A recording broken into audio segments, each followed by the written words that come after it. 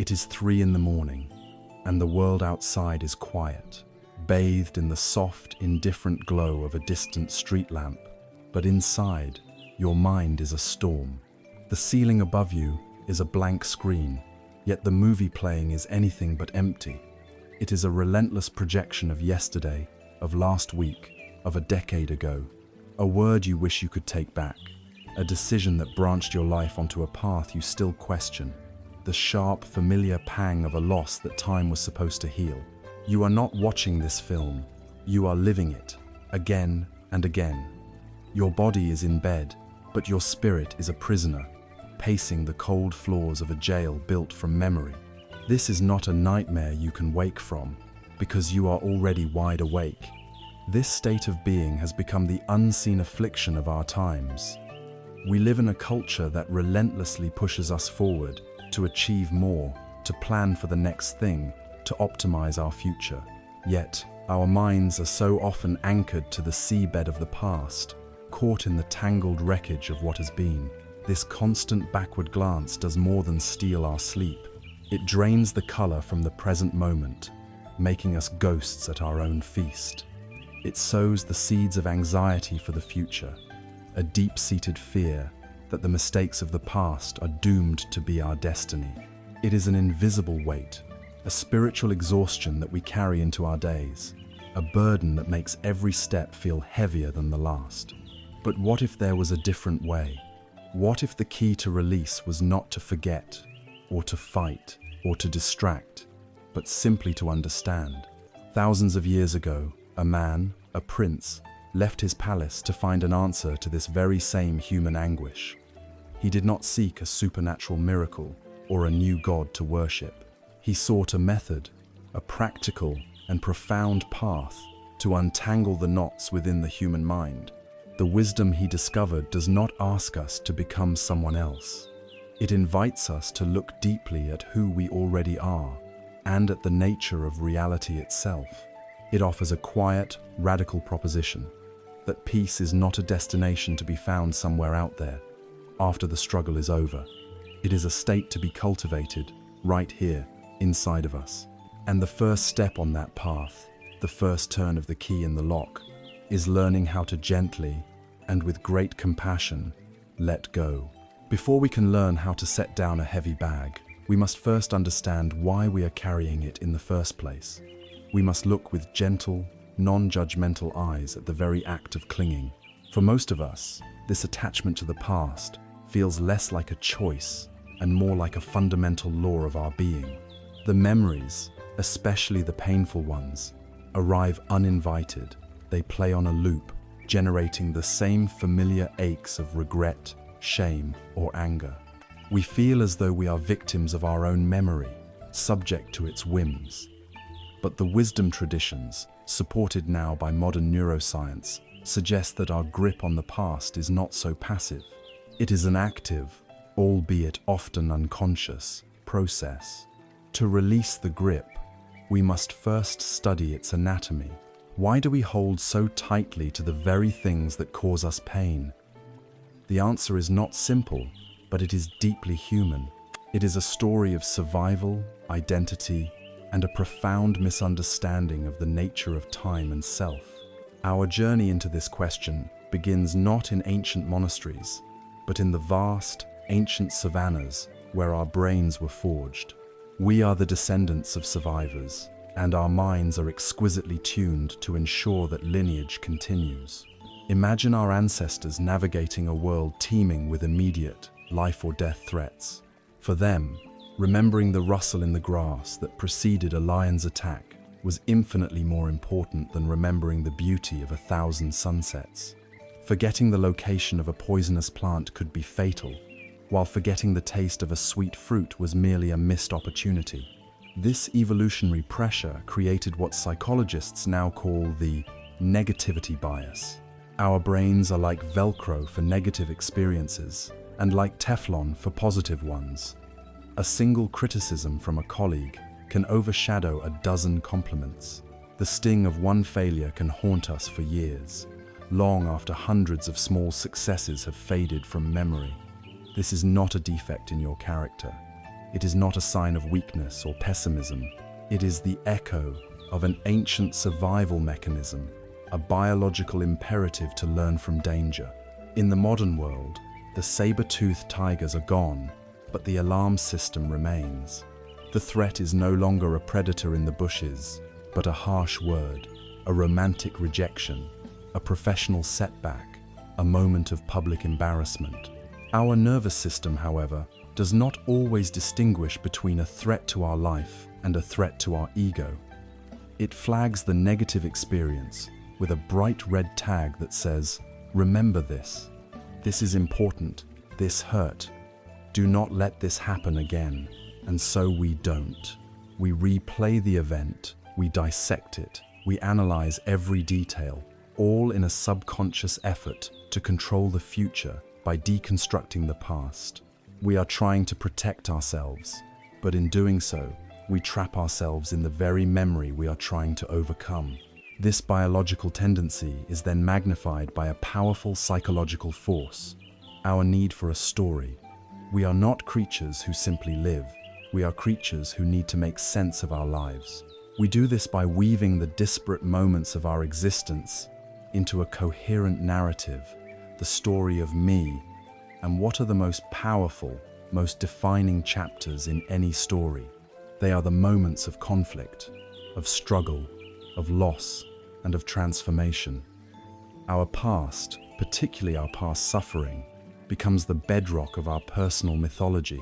We are the person who survived that difficult childhood. We are the person who was wronged in that relationship. We are the person who failed at that business venture. These identities, though painful, are known. They are solid. They give us a sense of self, a script to follow. The thought of letting go of these past grievances and regrets can feel profoundly threatening. For if I am not the person defined by this struggle, then who am I? It feels like erasing chapters of your own autobiography, leaving blank pages where there was once a dramatic and compelling, if tragic, tale. We fear that without our past pain, we will become shallow, uninteresting, a person with no depth or history, and so we cling to the pain because we have mistaken it for our identity. The story of our suffering becomes more real to us than the living, breathing person who is here, now, in this moment, free to write a new sentence. There is a timeless Zen story that illuminates this human dilemma with perfect clarity. Two monks, one senior and one junior, were on a long journey on foot. They followed a path that had been made muddy and treacherous by heavy rains. As they approached a river, they saw a young woman in fine clothing, hesitating on the bank, unable to cross without soiling her garments. Without a word, the senior monk walked up to her, lifted her into his arms, carried her across the churning water, and set her down gently on the other side. He then bowed and continued on his way. The junior monk followed, his mind in turmoil. He was shocked and disapproving. Their monastic vows strictly forbade them from touching a woman. How could his master have so brazenly broken such a sacred rule? For the next several hours, as they walked in silence, the junior monk replayed the scene in his mind. He stewed in his judgment, his indignation growing with every step. He imagined the gossip that would spread, the damage to their reputation. He formulated speeches he would give, arguments he would make. Finally, unable to bear it any longer, he burst out, "Brother, I have to ask. We are monks. We are not supposed to go near women, let alone touch them. How could you have carried that woman across the river?" The senior monk looked at his companion, his face calm and peaceful. He replied softly, "Brother, I set that woman down by the river hours ago. Why are you still carrying her?" This story is a mirror for our own minds. We are all the junior monk. An event happens, a moment in time, and it is over. The river has been crossed, the person has been set down, but in our minds, we pick her up again. We carry the weight of the memory, the judgment, the anger, the regret, long after the event itself has dissolved into the past. This points to a crucial distinction we must make. the difference between remembering and reliving. To remember the past is a necessary function. You remember that fire is hot, and so you do not touch the stove. You remember a past mistake in business, and so you make a wiser decision in the future. This is functional memory. It is a tool. Reliving, however, is a form of self-inflicted suffering. Reliving is when you don't just recall the event, but you re-experience the full emotional charge of it. You feel the flush of shame in your cheeks, the tightening in your chest, the acid of anger in your stomach, as if it were all happening right now. This is the act of still carrying her. You are actively recreating the painful conditions of the past within the sacred space of your present moment. And this leads to a final, subtle reason for our clinging, the strange comfort of familiar suffering. While no one would consciously choose to be in pain, the landscape of our old sorrows can become a strangely comfortable place. It is known. The pathways are well trodden. We know exactly how to feel when we think of that particular failure or betrayal. There is a predictable, albeit miserable, stability to it. To let go, to step out of that familiar, murky landscape, is to step into the unknown. The peace of the present moment can feel like a vast, empty space, and that emptiness can be terrifying. At least in our suffering, we have a story, we have a companion, a drama to occupy our minds. Peace, by contrast, can feel like nothing is happening, and for a mind accustomed to constant turmoil, the silence of nothing happening can be the most frightening sound of all. We become accustomed to the weight of the burden, so much so that its absence feels like a loss of gravity, as if we might simply float away without it. We have defined ourselves by the struggle for so long that we have forgotten how to simply be, and so we cling, not because we love the pain, but because we fear the peace that lies on the other side of it. Understanding these deep, current-sour evolutionary wiring, our narrative identity, our confusion between memory and reality, and our fear of the unknown is not an act of self-criticism. It is an act of profound compassion. It is the first step towards seeing the chains, not as part of our body, but as something we can, with wisdom and practice, finally unlock. Having seen the why behind our grip, we can now turn our attention to the nature of the burden itself. We must, as the Buddha taught, diagnose the condition before we can truly find the cure. And this brings us to the first great and noble truth of our inner world. To truly understand why letting go is so essential for peace, we must follow the path of the Buddha, who acted not as a god, but as a great physician of the mind. A wise doctor does not begin by prescribing medicine. They begin with a clear, honest, and unflinching diagnosis. They look at the symptoms and identify the underlying condition. The Buddha's first great teaching, the first noble truth, is precisely this, a diagnosis of our shared human experience. In the ancient Pali language, the diagnosis is a single word, dukkha. This word is most often translated into English as suffering, but this translation is incomplete and can be misleading.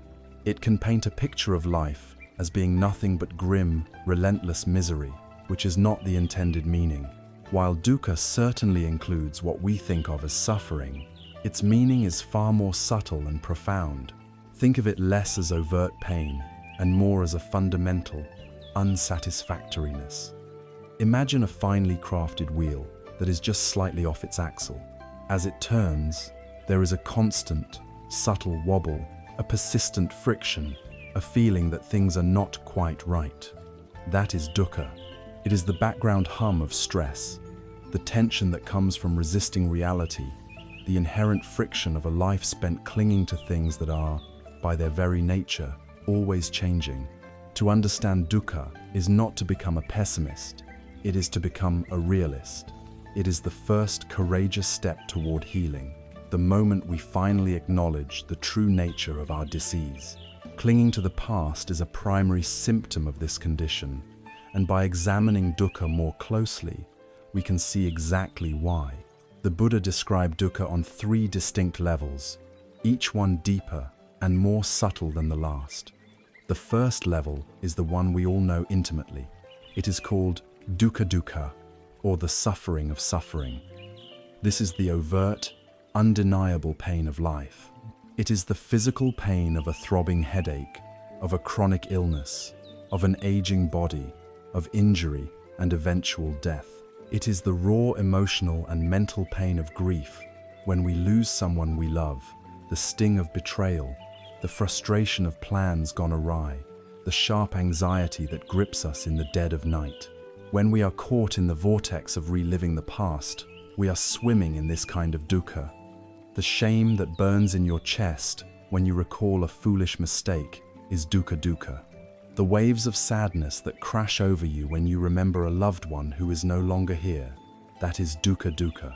The bitter resentment you feel towards someone who wronged you years ago, a resentment that churns your stomach and tightens your jaw in the present moment, is a classic, textbook example of this first type of suffering. It is the plain and simple pain generated by a mind that is reopening old wounds, refusing to let them heal. It is the immediate, tangible ache of still carrying the woman, feeling the strain in our spiritual muscles. The second level of dukkha is more subtle and in many ways more pervasive. It is called viparinama dukkha, the suffering of change. This is the unsatisfactoriness that arises from the fact that even pleasant experiences are temporary. Nothing lasts. A beautiful sunset fades to black. A delicious meal comes to an end.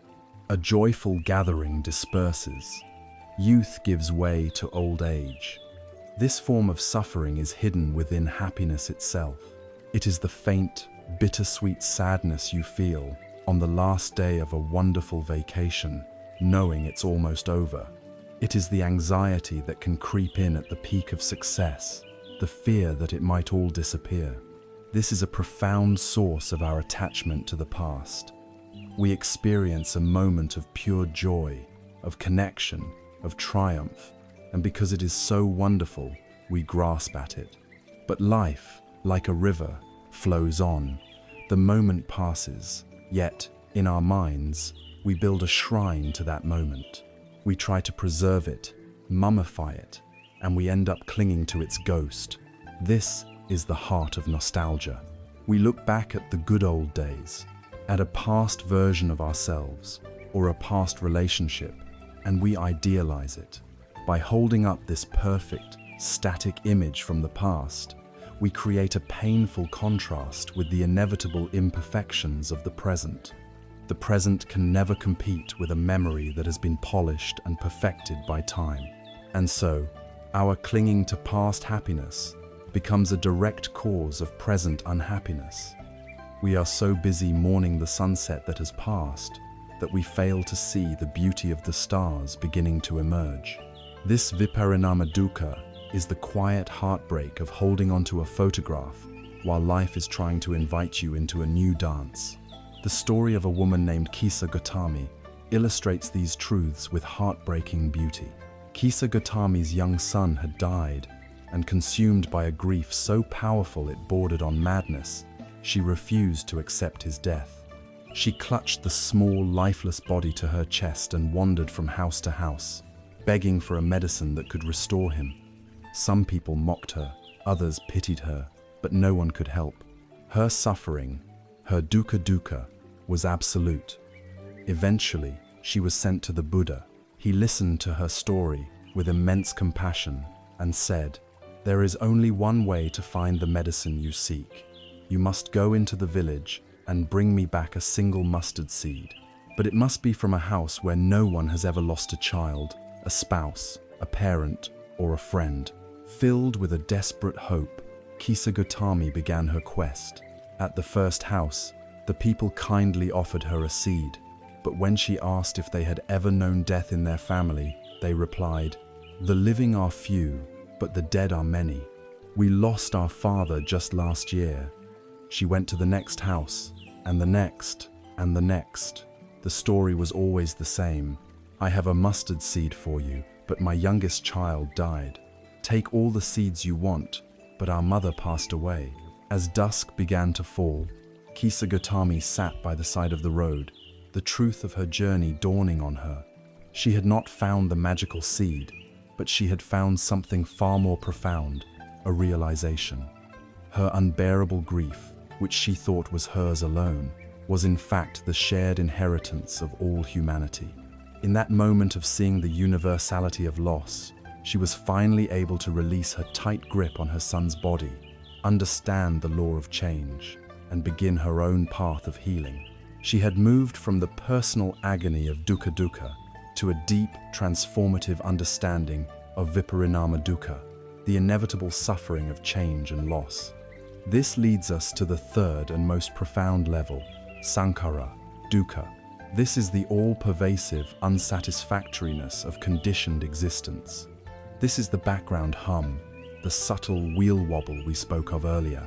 It is the inherent stress of being a self that is not solid, stable, or independent, but is instead a temporary collection of constantly changing physical and mental components. It's the low-grade fundamental anxiety that comes from being a conditioned being in a world of causes and conditions. Our attachment to the past is a perfect manifestation of this. We are conditioned by our past. A past trauma conditions us to be fearful. A past failure conditions us to be hesitant. A past betrayal conditions us to be distrustful. We are not freely choosing our reactions in the present. We are often just playing out the scripts written for us by past events. This deep, underlying friction of being a conditioned, impermanent self, constantly trying to find solid ground where there is none, is sankhara dukkha. It is the root cause of our need to cling. Because if everything is shifting and uncertain, we desperately seek something to hold on to, and the stories of our past feel solid. They feel like me. To see life as dukkha is not a curse. It is the opposite. It is the beginning of freedom. A doctor who correctly diagnoses a disease gives the patient the greatest possible gift, a chance to heal. By acknowledging the reality of this unsatisfactoriness in its three forms, we stop fighting a battle we can never win. We stop pretending that we can find lasting, permanent happiness in things that are, by nature, fleeting.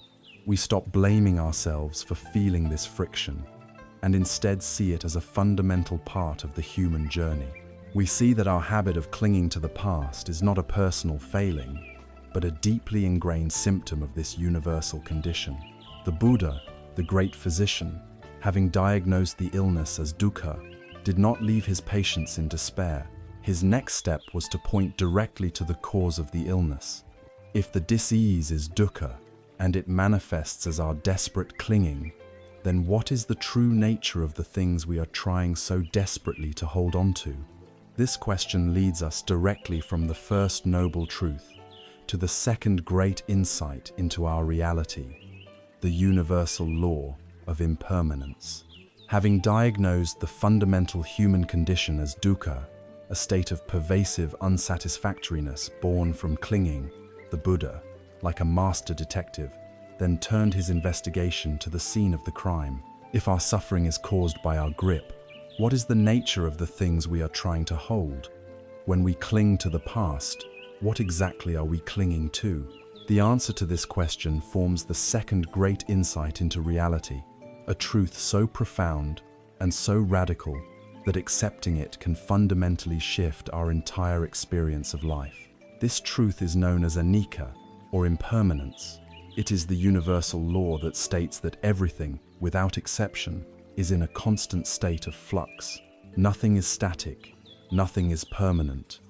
Everything that arises will eventually pass away. The mountain is slowly eroding, the sun is burning through its fuel, and the very thoughts and feelings you are experiencing right now are like footprints on a sandy shore, destined to be washed away by the next wave. Our refusal to accept this fundamental law is the primary source of the friction, the dukkha we feel. Our attachment to the past is a direct, exhausting argument with the nature of the universe itself. At first glance, the teaching of impermanence can sound bleak, even nihilistic. If nothing lasts, what is the point? If all joy is fleeting and all life ends, why should we invest our hearts in anything? This is a common and understandable first reaction, but it is a profound misreading of the teaching. The Buddha did not present Anicca as a reason for despair, but as a gateway to liberation. It is not a gloomy philosophy. It is a statement of radical hope. Think about it. If everything is impermanent, then your pain is also impermanent. Your grief is not a life sentence. Your shame is not a permanent stain on your soul. The anger you feel, the anxiety that grips you, the negative thought patterns that have plagued you for years, they too are subject to the law of Anicca. They are not solid, monolithic entities. They are temporary conditions, like weather patterns passing through the vast, open sky of your awareness. The teaching of impermanence means that change is always possible. The person you were 10 years ago, or even 10 minutes ago, does not have to dictate the person you are right now. Every single moment, every single breath is an opportunity for a new beginning, precisely because the old moment is gone forever. To be stuck in the past is to deny yourself the incredible gift that impermanence offers, the gift of renewal. You are not trapped. You are not broken beyond repair.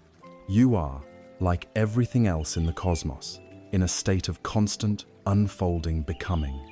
The very law that makes joy fleeting is the same law that guarantees that sorrow will not last forever.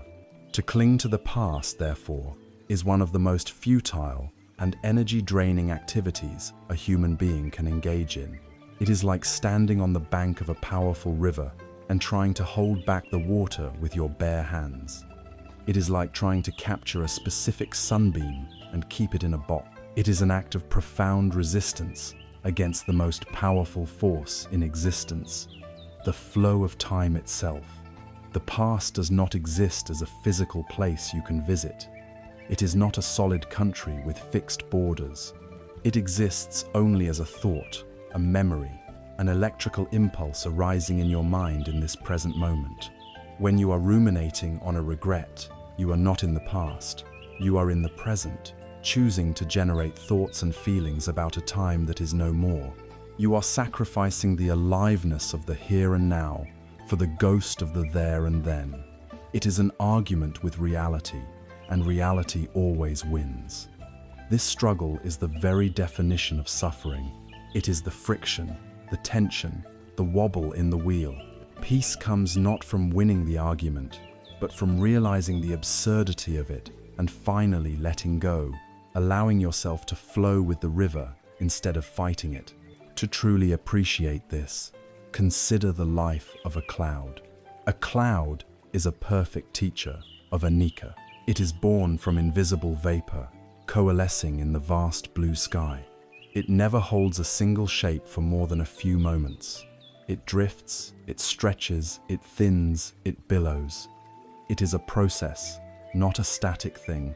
Eventually, it grows heavy and transforms its very nature, offering itself back to the earth as life-giving rain.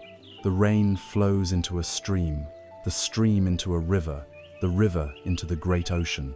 From the ocean's surface, the water evaporates, rising once more as invisible vapor to begin the cycle anew. Now, at what point in this journey did the cloud die? The answer is never. It simply changed its form. It was never a fixed entity to begin with. The cloud was always a temporary manifestation of a larger, ongoing process. Our past experiences are exactly like this cloud. A moment of failure, a moment of joy, a moment of shamite was a temporary formation in the sky of our consciousness. It has already transformed. It has become a memory, which perhaps became a lesson, which has informed the person you are today. That past moment is the rain that has nourished the soil of your current self. To cling to the memory of the cloud's specific shape is to miss the beauty and necessity of the rain. It is to misunderstand the nature of the entire process. You are not your past failures, any more than the river is the cloud. The river contains the water of the cloud, but its form, its function, its reality is entirely new. This law of constant change is not just happening to things outside of us, it is happening within us at every conceivable level. Your body is a flowing river of impermanence. With every breath, you take in new atoms from the universe and release old ones. The cells that make up your skin, your organs, your bones are constantly dying and being replaced. Scientists say that in roughly 7 years, almost every atom in your body will have been replaced. The physical person you were 7 years ago is, quite literally, no longer here. Now, turn the lens of your attention inward, to your own mind. Just for a moment, try to hold a single thought without it being replaced by another. It is impossible. A thought about what you need to do later arises, then it is replaced by a snippet of a song, then a flicker of a memory, then a sensation of hunger. Your mind is a waterfall of thoughts, a ceaseless cascade of mental events appearing and disappearing. And what of your emotions? Is there any feeling you have ever had that has lasted forever? Happiness, sadness, anger, peace, they arise in response to conditions. They linger for a while, and then they fade, replaced by something new. They are like guests in the house of your mind, none of them permanent residents. This is not a philosophical concept. This is your direct, lived experience, moment by moment. By observing this inner flux, we move from believing in Anicca as an idea to seeing it as an undeniable reality. And so, we arrive at the threshold of peace. The practice of letting go of the past is the practice of aligning ourselves with this fundamental truth of Anicca. It is the conscious decision to stop fighting the river. It means allowing the memories, the thoughts, and the feelings about the past to arise without resistance, and also allowing them to pass away without clinging. You treat them like clouds in the sky of your awareness. You notice their shape, their color, their texture, but you don't mistake them for the sky itself. You are the sky, vast, open, and unchanged by the weather that passes through you. To embrace impermanence is to find a profound sense of ease. The pressure to hold everything together, to control every outcome, to fix the past, simply dissolves. You can finally relax, because you realize you were never in control of the river's flow to begin with. Your only job is to learn how to navigate it with grace and wisdom. This deep looking into the nature of change inevitably leads to one of the most challenging and liberating questions in all of human thought. If everything I can observe is impermanent, if my body is changing, my thoughts are fleeting, my emotions are in constant flux, and the world around me is transforming with every second, then who or what is this I that is doing the observing? If the me of yesterday is gone, and the me of 10 years ago is a complete stranger made of different atoms and different thoughts, what is this self that I am so desperately trying to defend by clinging to the stories of the past? This question is the doorway that leads from the truth of impermanence to the even more profound truth of what lies at the very center of our being. We have journeyed through two of the great, foundational truths of existence. We began with the diagnosis of Dukkha, the pervasive unsatisfactoriness and stress that comes from clinging to that which changes. Then, we examined the nature of that change itself, the universal law of Anicca, or impermanence, the ever-flowing river of reality. This investigation has led us, inevitably, to the most profound, most challenging, and ultimately most liberating question of all. If everything I can perceive, both inside and out, is in a constant state of flux, if my body, my feelings, my thoughts are all temporary phenomena arising and passing away like clouds in the sky, then who or what is the I that is witnessing all of this? What is this self that I so fiercely defend, this ego that I carry the grievances for, this identity that feels so burdened by the past? The Buddha's third great insight, known as Anatta or no self, is a direct, forensic investigation into this very question. It is crucial to understand from the outset that this teaching is not saying you do not exist. It is not an annihilation. It is an invitation to look more closely, more honestly than ever before, to see what this self is truly made of. And in that seeing, we find the key to our ultimate freedom from the past. Imagine you are trying to find the essential nature of a large corporation. You go to the headquarters, you visit the marketing department, the accounting department, the production floor. You see employees, computers, processes, and products. You see a constant flow of activity, of causes and effects. But where is the corporation itself? Is it the CEO? No, the CEO can be replaced. Is it the building? No, the company can move. Is it the brand name? No, that can change too. The truth is, corporation is a convenient label we apply to a complex, interdependent, and constantly changing set of processes. There is no single, permanent, independent entity that is the corporation. It is a dynamic process. The Buddha applied this same ruthless, clear-eyed analysis to the human self. He saw that what we call I or me is not a solid, singular thing, but a convenient designation for a dynamic interplay of 5 processes known as the 5 aggregates or skandhas. To understand Anatta is to understand these 5 components. The first aggregate is form or rupa. This is the material aspect of our being, the body with its flesh, blood, and bones, and the 5 physical senses. This is the most obvious part of ourselves, the part we can see and touch. But as we saw with Anicca, this form is not static. It is a river of change, constantly taking in new material and shedding old material. It is not a fixed thing, but a biological process. The second aggregate is feeling or vedana. This is the raw, immediate quality of any experience. It is the simple register of pleasant, unpleasant, or neutral. It is not the complex emotion of love or anger yet. It is the simple, pre-verbal sensation, the pleasant warmth of the sun on your skin, the unpleasant shrill of an alarm clock, the neutral feeling of your back against a chair. These feelings are constantly arising and vanishing as our senses interact with the world. The third aggregate is perception, or sana. This is the mind's faculty of recognition and labeling. It takes the raw data from our feelings and gives it a name and a concept. It feels the unpleasant sensation from the alarm clock and labels it annoying sound. It sees a particular collection of colors and shapes and labels it tree. It is our inner librarian, sorting and categorizing all of our experiences based on past learning.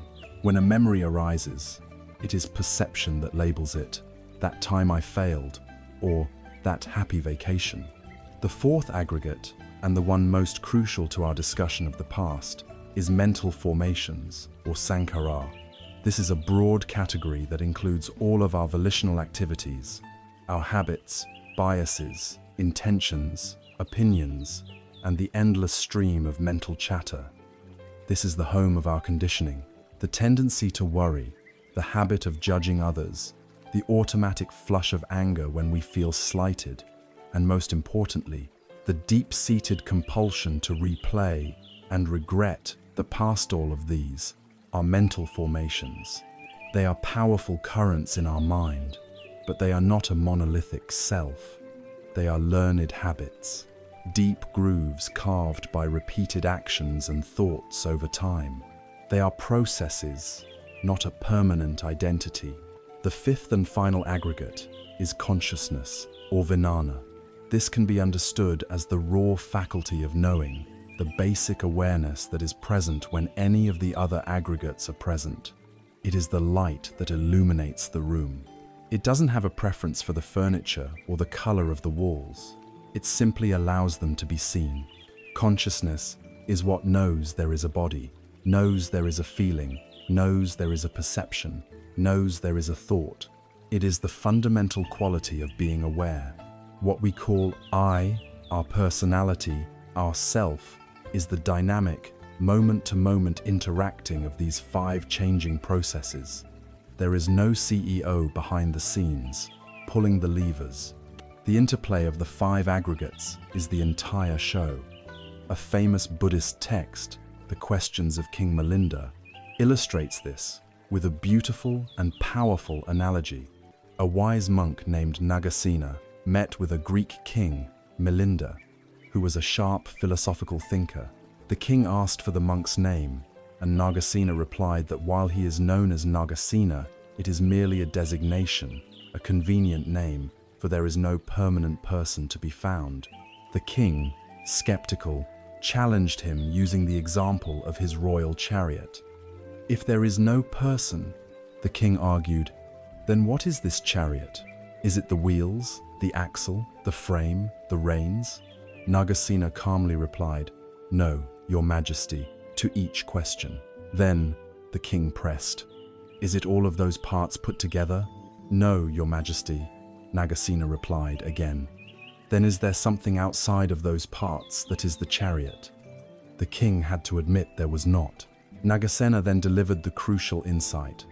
"Your majesty, the word chariot is simply a convenient name, a designation given to the coming together of the wheels, the axle, the frame, and the reins in a particular arrangement.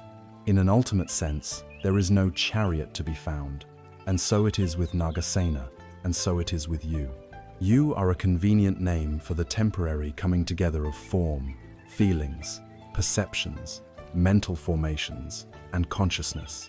This insight holds the power to utterly transform our relationship with the past. If the you who made that terrible mistake 10 years ago was just a temporary configuration of these 5 changing aggregates, and the you who sits here now is an entirely different configuration, then who exactly is it that is carrying the burden of that mistake? The body is different, the feelings are different, the thoughts are different. To hold on to that past event as my failure is like the river, insisting it is still the cloud from last week. The insight of Anatta depersonalizes our pain. A painful memory arises. It is a mental formation, sankhara.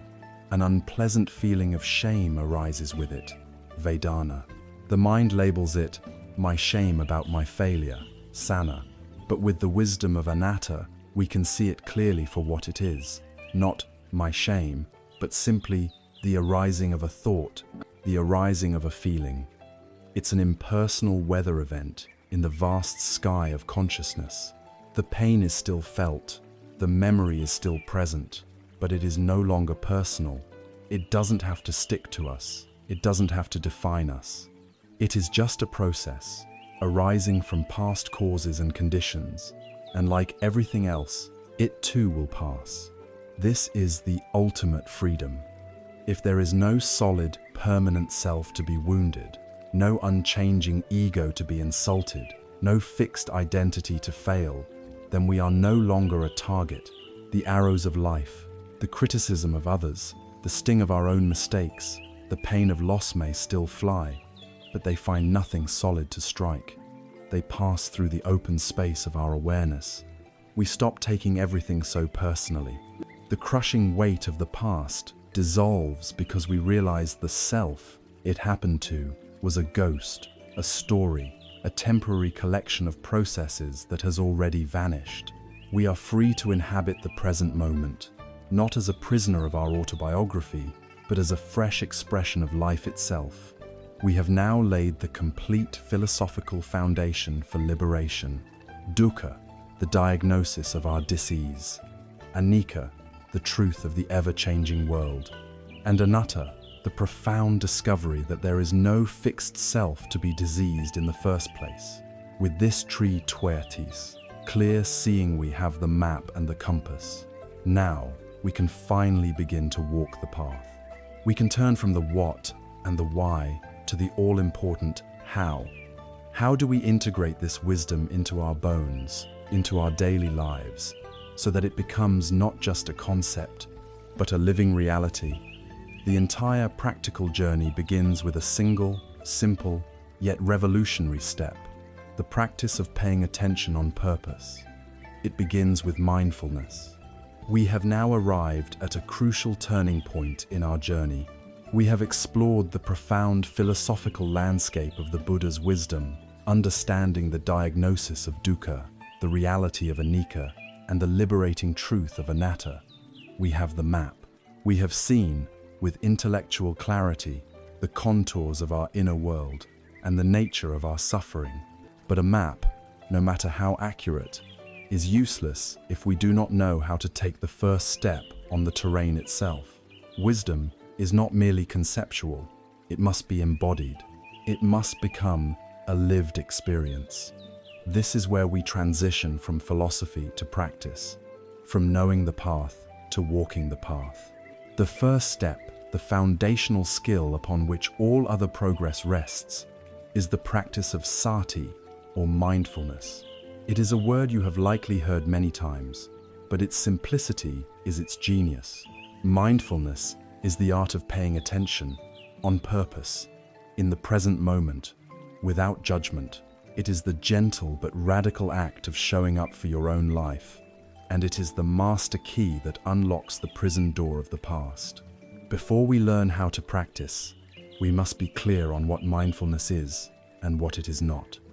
Our default state of mind is often one of mindlessness.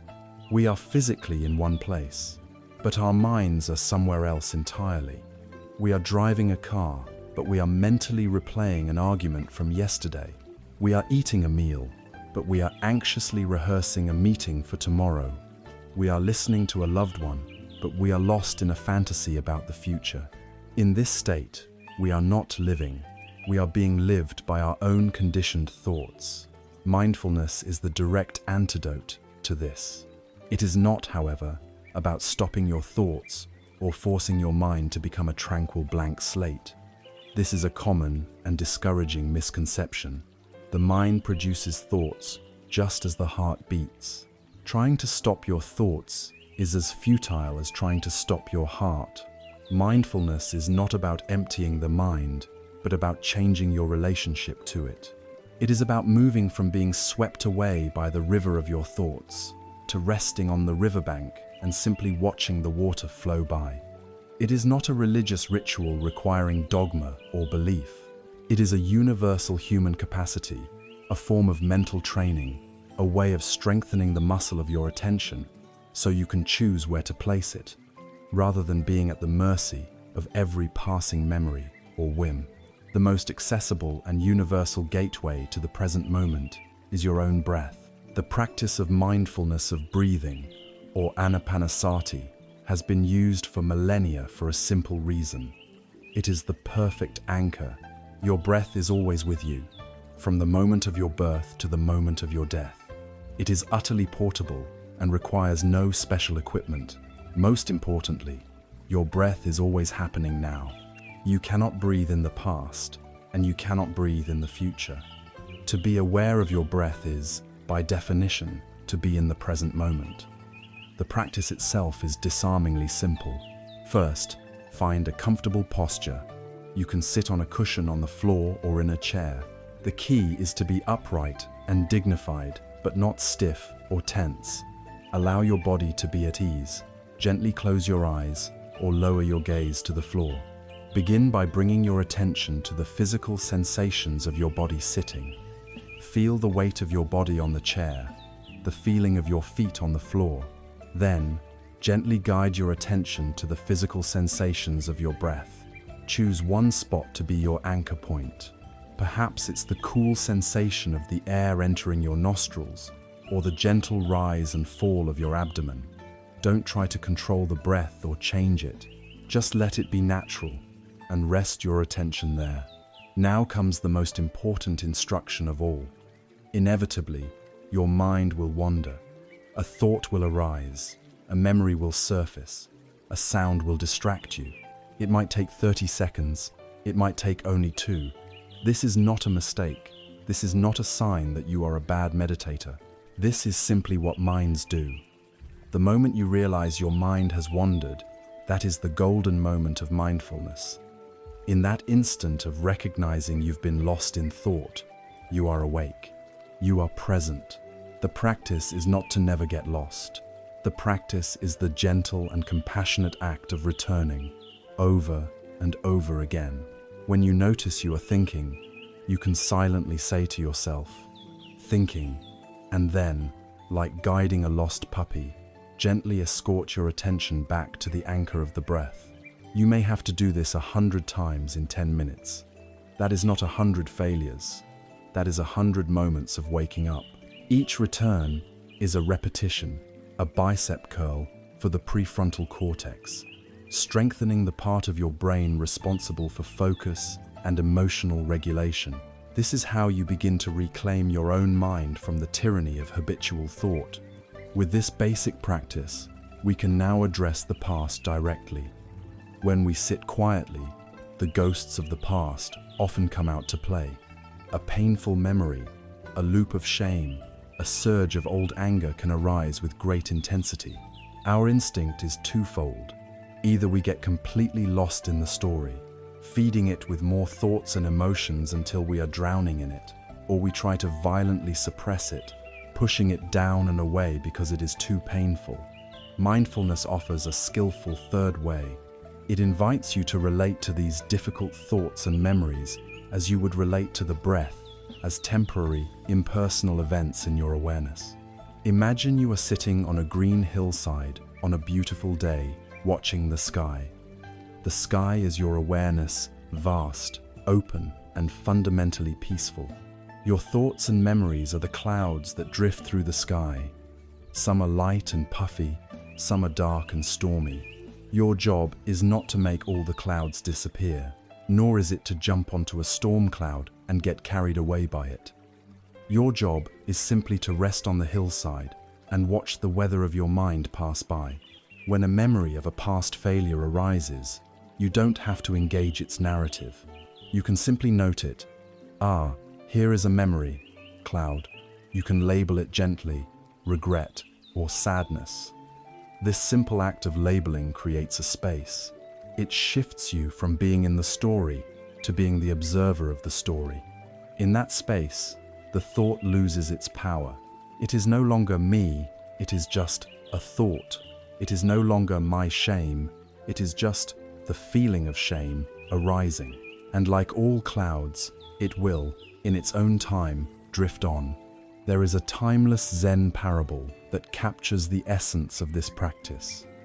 A man is walking in the mountains when he is suddenly chased by a ferocious tiger. He runs as fast as he can to the edge of a cliff. With no other escape, he grabs onto a thick vine and swings himself over the edge. As he hangs there, he looks down and sees another tiger on the ground below, looking up at him with hungry eyes. He is trapped.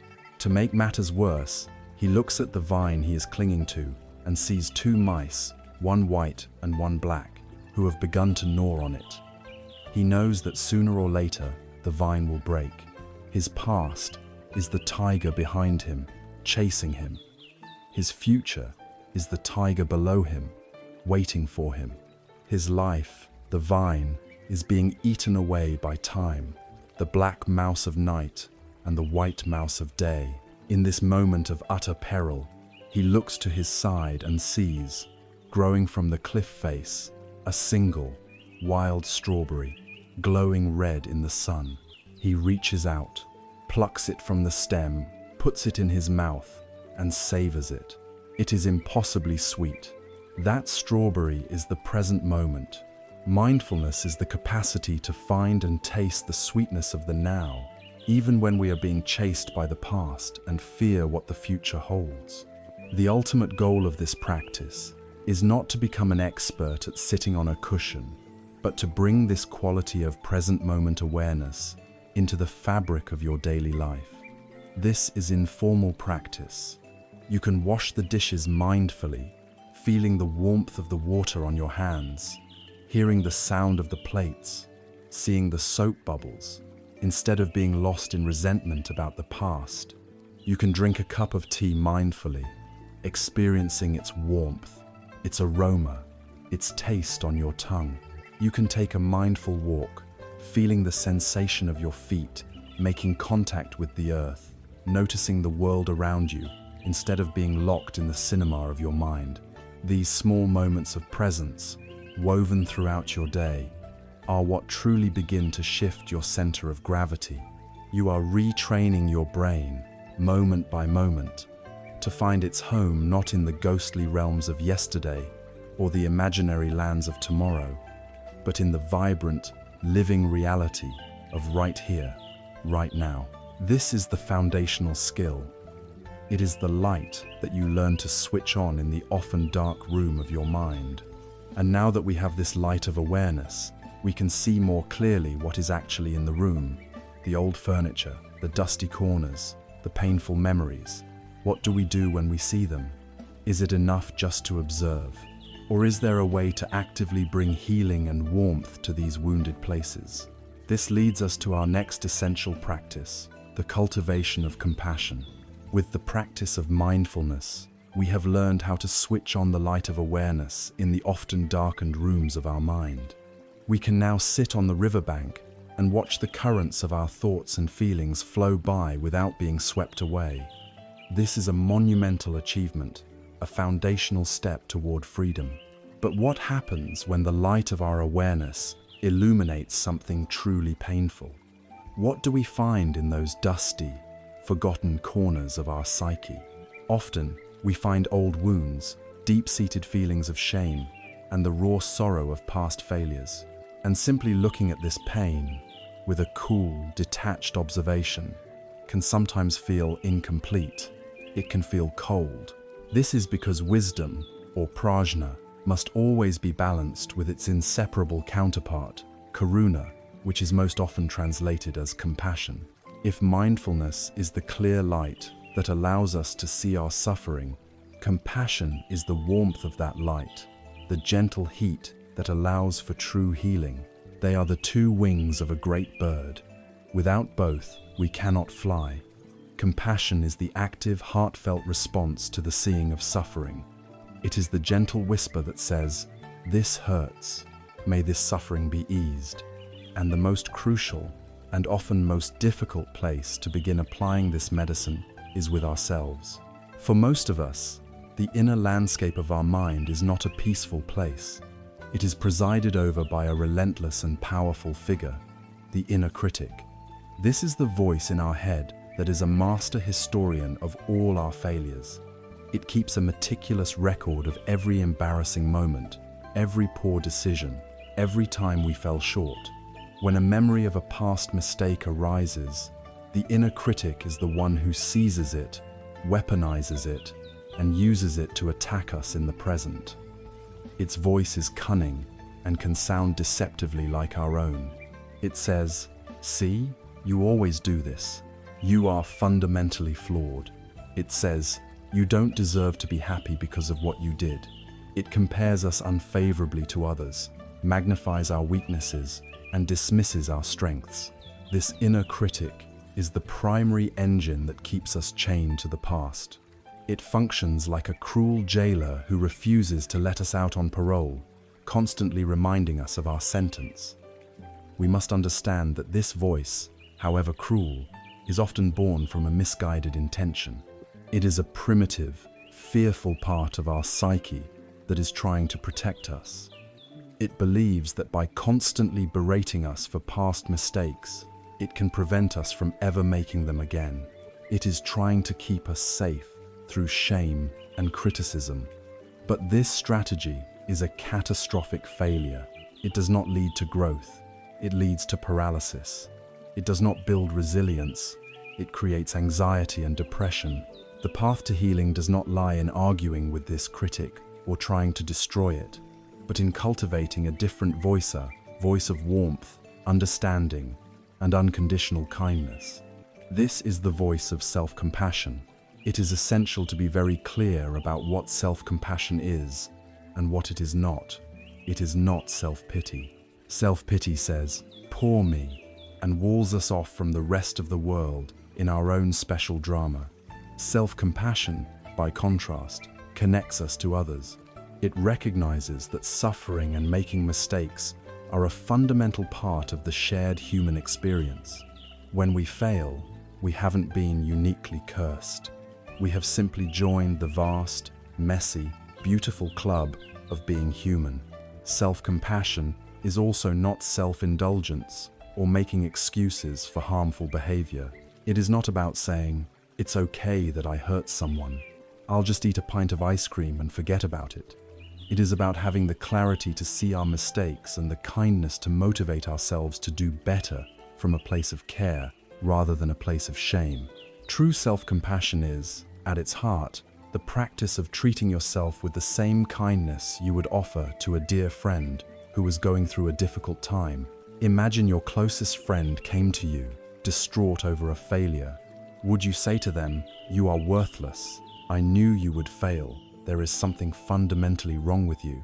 Of course not. You would likely offer them warmth, a hug, and words of perspective and encouragement. Self-compassion is simply learning to turn that same gesture inward. The Buddha himself provided the most powerful possible teaching on this through his actions. There was a monk in his community named Putigata Tissa. This monk had developed a terrible skin disease, and his body was covered in festering sores. The illness became so foul that his robes stuck to his skin, and the other monks, repulsed by the sight and smell, abandoned him completely, leaving him to lie in his own filth, alone and in agony. The Buddha, upon discovering his plight, did not simply stand at a distance and offer words of encouragement. He asked his cousin Anatta to fetch hot water. With his own hands, the Buddha, the enlightened one, gently began to bathe the sick monk. He carefully washed the sores, cleaned the soiled robes, and tended to the man's broken body and spirit. After he had made him comfortable, he looked at the assembled monks and delivered a timeless teaching. "Whoever would tend to me," he said, "should tend to the sick." This story is a profound metaphor for self-compassion. Inside each of us, there is a Putigata Tissa. There is a part of ourselves that is wounded, that feels shameful, that we have neglected or abandoned because we find it too painful or disgusting to look at. It is the part of us that holds all our past failures and regrets. Self-compassion is the courageous and tender act of becoming our own Buddha. It is the willingness to boil the water, to roll up our sleeves, and to gently, with our own hands, begin to clean and care for the most wounded parts of our own being. This may sound like a beautiful idea, but how do we actually practice it? Especially when the inner critic is shouting so loudly. The practice can begin with the body. When you feel a surge of shame or regret, try placing a hand gently over your heart or cradle your face in your hands. This is not a symbolic gesture. This kind of soothing touch stimulates the release of oxytocin, a hormone that creates feelings of safety and connection and calms the cardiovascular system. It is a direct, physiological way of telling your nervous system, "You are safe. I am here for you." Another powerful practice is to consciously change your inner dialogue. When you notice the critic attacking you for a past mistake, you can introduce a simple, compassionate mantra. You can say to yourself, silently, "This is a moment of suffering. This is mindfulness," simply acknowledging the truth of the moment. Then, suffering is a part of life. This is the recognition of common humanity, connecting your experience to everyone else's. And finally, may I be kind to myself in this moment. May I give myself the compassion that I need. This is the active wish of self-kindness. You are not arguing with the critic. You are simply introducing a more wise, more nurturing voice. For deeper wounds, you can try writing a compassionate letter to yourself. Bring to mind the past event that you are clinging to. Now, imagine a friend, or even an imaginary figure, who embodies infinite compassion, wisdom, and unconditional love. From the perspective of this compassionate friend, write a letter to yourself about this specific failure or regret. What would this friend say? They would likely acknowledge your pain, validate your feelings, and remind you of your good qualities. They would put the event in a larger perspective, reminding you of all that you have learned and how you have grown. They would express their unwavering love and support for you. By writing this letter, you are actively creating a new neural pathway, externalizing the voice of compassion so that you can eventually internalize it. You are tending to your own sick monk, cleaning the wounds with words of kindness. Self-compassion is not a weakness. It is the source of true courage. It is what gives us the emotional stability and safety to be able to look at our past and our imperfections without being shattered. It is the soft ground that can receive our tears and our pain and transform them into the soil for future growth. And when we have diligently practiced turning this warmth and kindness inward, healing our own difficult relationship with our past, an amazing thing begins to happen. The well of compassion within us starts to fill and eventually to overflow. We find we have enough not just for ourselves, but for others as we're leaven for those who have caused us harm. This opens the door to one of the most powerful, liberating acts of all, the act of forgiveness. Having learned to turn the gentle warmth of compassion inward, to tend to our own wounds with the kindness we would offer a friend, we begin to feel a new sense of inner stability and peace. The ground beneath our feet feels more solid, yet, as we clean the inner house of our own self-judgment, we may find there are still chains leading from our heart to the outside world, chains that bind us to other people and to the painful events of the past. These are the heavy, burning chains of resentment, of bitterness, and of unforgiveness. We may have learned to be kind to ourselves for our mistakes, but what about the hurts inflicted upon us by others? Clinging to this resentment is one of the most potent ways we remain prisoners of the past. The path to complete liberation, therefore, requires us to learn one of the most misunderstood and courageous spiritual practices of all, the art of forgiveness. This is not about condoning harmful acts or absolving others of responsibility. It is a profound act of self-love, the final, decisive cut that severs our bonds to past suffering and allows us to walk freely into the present. The Buddha used a powerful and visceral metaphor to describe the state of holding a grudge. He said that holding on to anger and resentment towards someone is like picking up a hot coal with the intention of throwing it at them. Who gets burned first? You do. The person you are angry with may be miles away, completely unaware of your inner turmoil. They may be sleeping soundly at night, enjoying their life, while you are the one lying awake, replaying the scene of the transgression, feeling the surge of adrenaline, the tightening of your muscles, the acid of bitterness churning in your stomach. You are the one whose perception of the world becomes colored by this poison, seeing potential threats and injustices everywhere. You are the one whose capacity for joy and connection is choked by the smoke of this inner fire. In a tragic irony, we hold on to the hot coal of our anger because we believe, on some level, that its burning heat is punishing the other person. We believe our righteous indignation is a weapon we are aiming at them, but the weapon is welded to our own hand. The poison we are brewing is in our own cup. To refuse to forgive is to sentence ourselves to endlessly reliving the worst moments of our past, voluntarily keeping the wound open and infected. It is a form of profound self-harm, disguised as a moral stance. Forgiveness, then, is the simple, intelligent, and compassionate act of deciding to drop the hot coal, not for their sake, but for yours. It is the decision to stop drinking the poison. This is where we must radically redefine forgiveness, clearing away the thicket of cultural misunderstandings that surround it. Forgiveness is not a sign of weakness. It is a declaration of your own inner strength and freedom. The most common barrier to forgiveness is the belief that if we forgive, we are saying that what happened was okay. We feel we are letting the other person get away with it. This is a fundamental confusion between the inner act of forgiveness and the outer world of justice and consequences. Forgiveness is an internal process. It is about your relationship with your own mind and memory, not your ongoing relationship with the other person. You can forgive someone completely and still press legal charges.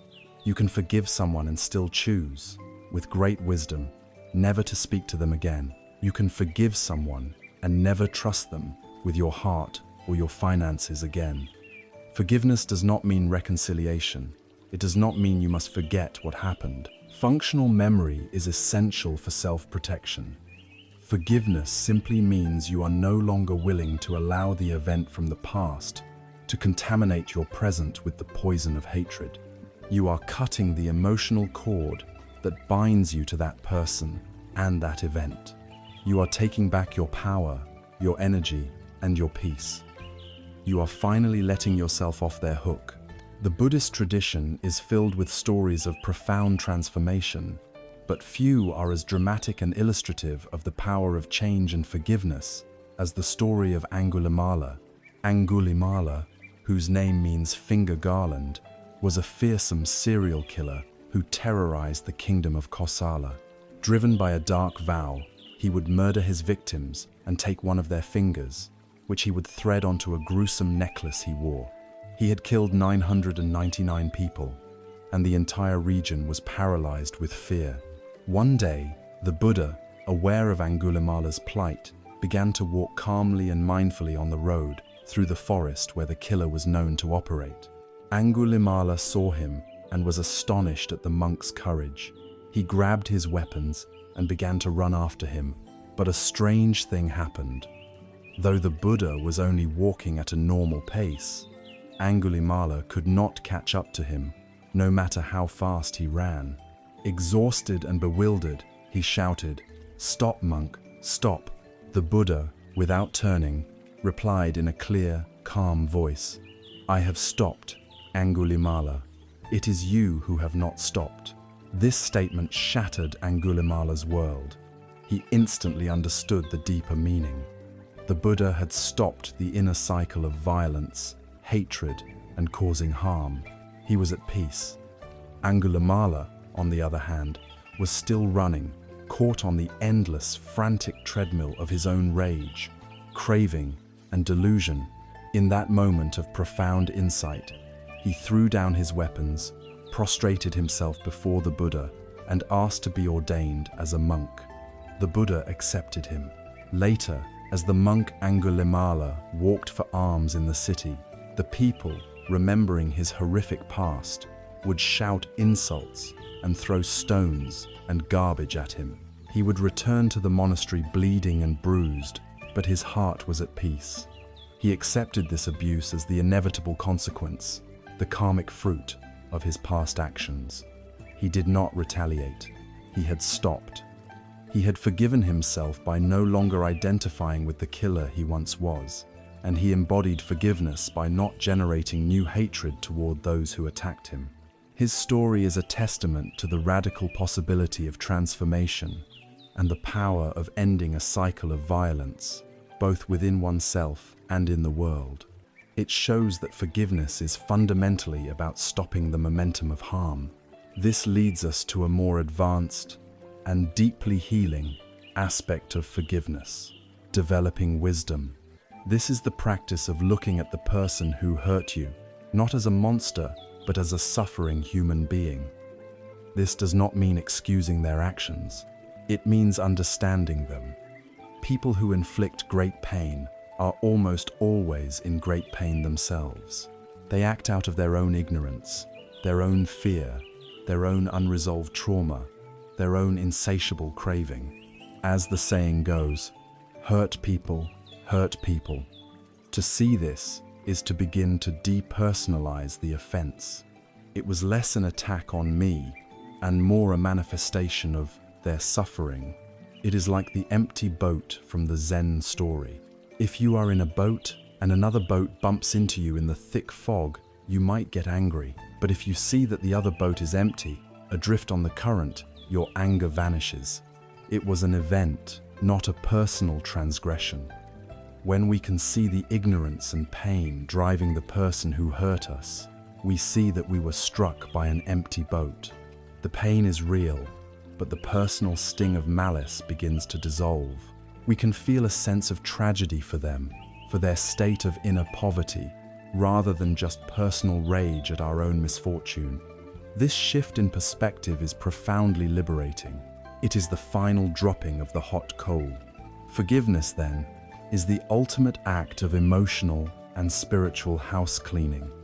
It is the conscious choice to evict the person who hurt you from the precious real estate of your mind. You terminate their lease.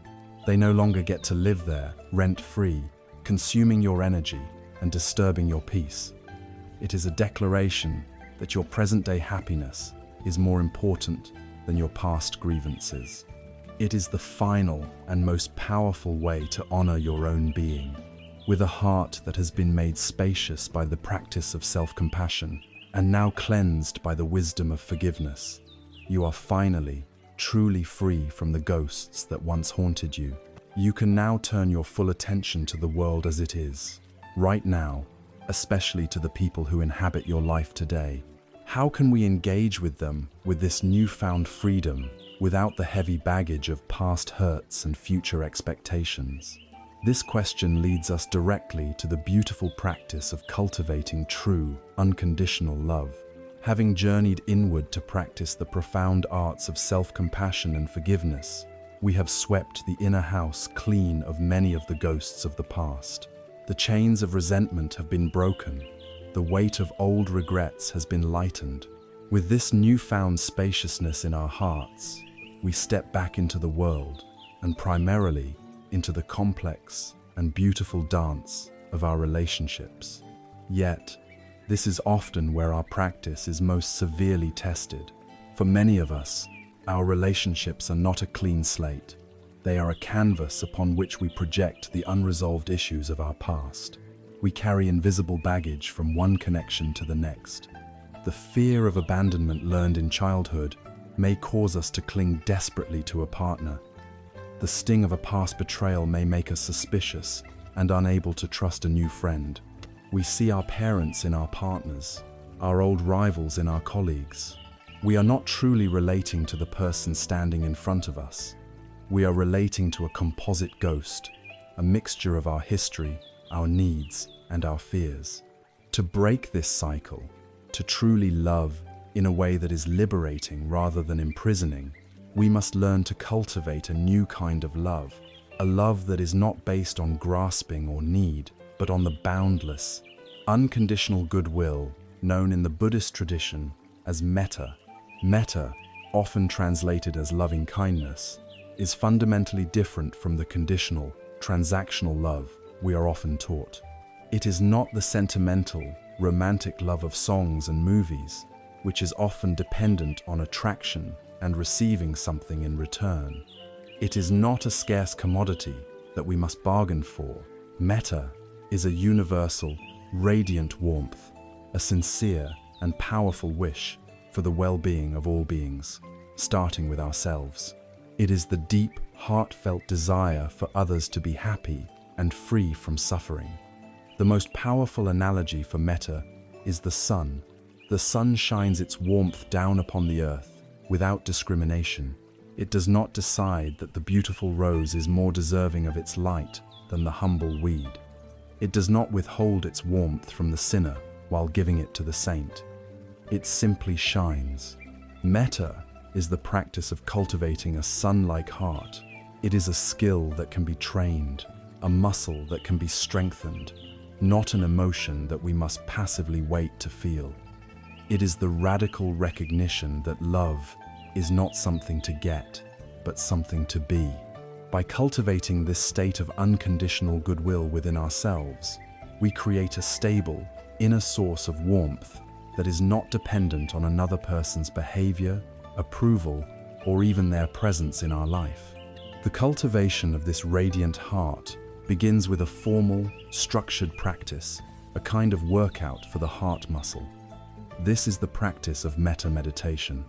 You begin, as always, by finding a comfortable and dignified posture. Then, you start the practice where it is most essential, with yourself. You cannot offer water to others from an empty well, so you silently repeat phrases of loving kindness directed inward. You might say, "May I be safe, may I be healthy, may I be happy, may I live with ease. You are not affirming that you are these things, but gently planting the wish for them in your heart. After spending some time offering metta to yourself, you bring to mind a benefactor, someone who has been genuinely kind to you, for whom it is easy to feel gratitude and warmth. Then, you extend the same wishes to them. May you be safe, may you be healthy, may you be happy, may you live with ease. This primes the pump of loving kindness. Next, you stretch the muscle of the heart by bringing to mind a neutral person, someone you see regularly but have no strong feelings about, a cashier at the grocery store, a person you pass on your commute. You then offer them the very same wishes for happiness and well-being. In this step, you begin to see that a person's worthiness of your goodwill is not dependent on your personal history with them. Everyone wishes to be happy. Then comes the most advanced and transformative stage of the practice, offering metta to a difficult person. It is crucial to approach this with wisdom. Do not start with the person who has caused you the most profound harm. Begin with someone who is mildly irritating. The purpose here is not to condone their harmful behavior or to force yourself to like them. The purpose is a profound act of self-liberation. You recognize that this person's difficult behavior stems from their own suffering, their own ignorance and pain. By wishing for them to be happy and free from suffering, you are wishing for them to be free from the very causes and conditions that make them act in harmful ways. You are freeing yourself from the bonds of hatred that connect you to them. Finally, you expand your awareness outward, extending the wish for well-being to all beings everywhere, without exception. To your neighbors, your city, your country, to all humans, to all animals, to all creatures, in all realms. In this final stage, the heart breaks down all barriers of us versus them and recognizes its shared existence with all of life. When we cultivate this inner state of unconditional goodwill, our entire model for relationships can transform. So often, we think of a relationship, especially a romantic one, as two vines that are twisted together, clinging to each other for support. This seems romantic, but it is a model for suffering. If one vine weakens or decides to grow in a different direction, both risk collapsing. This is a love based on need, on grasping, on a fear of being alone. The wisdom of non-clinging offers a different image. A healthy relationship is like two strong, independent pillars holding up a shared roof. Each pillar stands on its own solid foundation. That foundation is your own inner work, your own mindfulness practice, your own source of peace and self-compassion. You are not leaning on the other person to hold you up, nor are they leaning on you. You are both standing tall, and together you create a sacred space between you, the space of the relationship. This is a love based on freedom and interdependence, not on codependent clinging. This inner state of metta naturally expresses itself in how we communicate. The practice becomes a lived reality through the arts of deep listening and loving speech. Deep listening, as taught by the Zen master Thich Nhat Hanh, is a radical act of compassion. It is the practice of listening to another person with only one purpose: to help them empty their heart and suffer less. It means you set aside your own agenda, your own need to be right, your own story.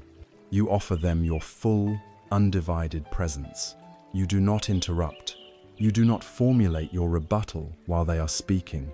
You simply listen with an open heart, creating a safe space for their truth, their pain, and their joy to be expressed. This kind of listening is one of the greatest gifts you can give another human being, and it has the power to heal wounds that years of argument could not touch. Flowing from deep listening is loving speech, which is the Buddha's teaching on right speech in action. It is the commitment to speak truthfully, but always with kindness. It is to speak with the intention to heal, not to win. In moments of conflict, This means abandoning the weapons of blame and accusation. Instead of saying, "You always do this," which is an attack rooted in the past, you learn to speak from your own experience using I statements. When this happens, I feel hurt. It means making a vow not to dredge up a catalogue of past grievances during a present disagreement. Each moment is treated as new, and your words are used as instruments of peace, not as weapons of war. By combining the inner cultivation of metta with the outer practices of deep listening and loving speech, our relationships are no longer battlegrounds for our egos and past traumas. They become a practice field, a dojo where we can cultivate understanding, freedom, and a love that truly liberates. As we learn to find this deep fulfillment within ourselves and in our connections with others, without grasping, we can now turn our attention to one of the most powerful external forces in our modern world that actively encourages clinging, the relentless pursuit of materialism and the false promise of happiness it offers. Having turned the light of awareness inward to heal our relationship with ourselves and with others, we now turn that light outward to the world we inhabit. And here we encounter one of the most powerful and seductive forces of modern life, a force that relentlessly encourages the very clinging we are trying to release, the culture of materialism. We are immersed in a sea of messages that all carry the same implicit promise. Happiness is something that can be bought. The anxiety you feel, the emptiness that haunts you, the sting of past failures, all of it can be soothed, we are told, by the next purchase. This car will make you feel powerful. This watch will make you feel respected. This vacation will make you feel alive. This endless pursuit of more is not just a feature of our economy. It has become a kind of default religion. But the wisdom of the Buddha reveals this promise for what it is: a sophisticated and exhausting trap, a mirage in the desert that keeps us running toward a horizon that we can never reach. It is a desperate attempt to fill an inner void with outer things, and in doing so, it keeps us forever chained to a cycle of craving and disappointment. The seduction of materialism lies in its partial truth. Acquiring a new object or experience does often bring a temporary spike of pleasure, the thrill of the purchase, the novelty of the new possession, the dopamine hit of clicking, "By now these things are real." But this is a perfect, real-world demonstration of viparinama dukkha, the suffering of change, which we explored earlier. The pleasure is inherently impermanent. The new car smell fades. The fashionable clothes go out of style. The thrill of the new phone wears off as an even newer model is released. This phenomenon is known to psychologists as the hedonic treadmill. We run and run, acquiring more and more, simply to maintain the same baseline level of happiness. The satisfaction we thought we were buying was just a rental, and the lease is always painfully short. This creates a state of perpetual, low-grade anxiety and dissatisfaction. We are always looking for the next hit, the next purchase, that will give us that fleeting feeling of completeness.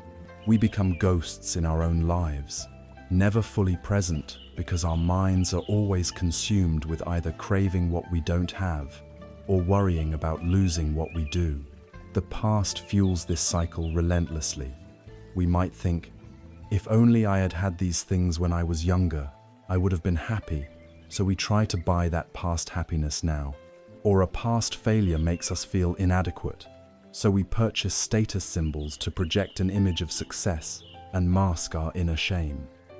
We are trying to use external solutions to solve internal problems. On a deeper level, our obsession with materialism is often a form of anesthesia. It is a powerful strategy for avoiding the present moment. When we feel the familiar ache of an old wound, the discomfort of loneliness, the anxiety of an uncertain future, the inner void can feel vast and terrifying. The act of shopping provides a potent distraction. It gives us a mission, a focus. We research products, we compare prices, we read reviews. For a little while, we can completely occupy our minds, and forget the discomfort within. The world of consumerism is a loud, bright, colorful carnival that can temporarily drown out the quiet, insistent whisper of our own inner suffering. We are not just buying things, we are buying distraction. We are attempting to fill a non-material, spiritual emptiness with physical objects. It is like feeling thirsty and trying to quench your thirst by eating sand. Not only does it fail to solve the problem, it actually makes the situation worse.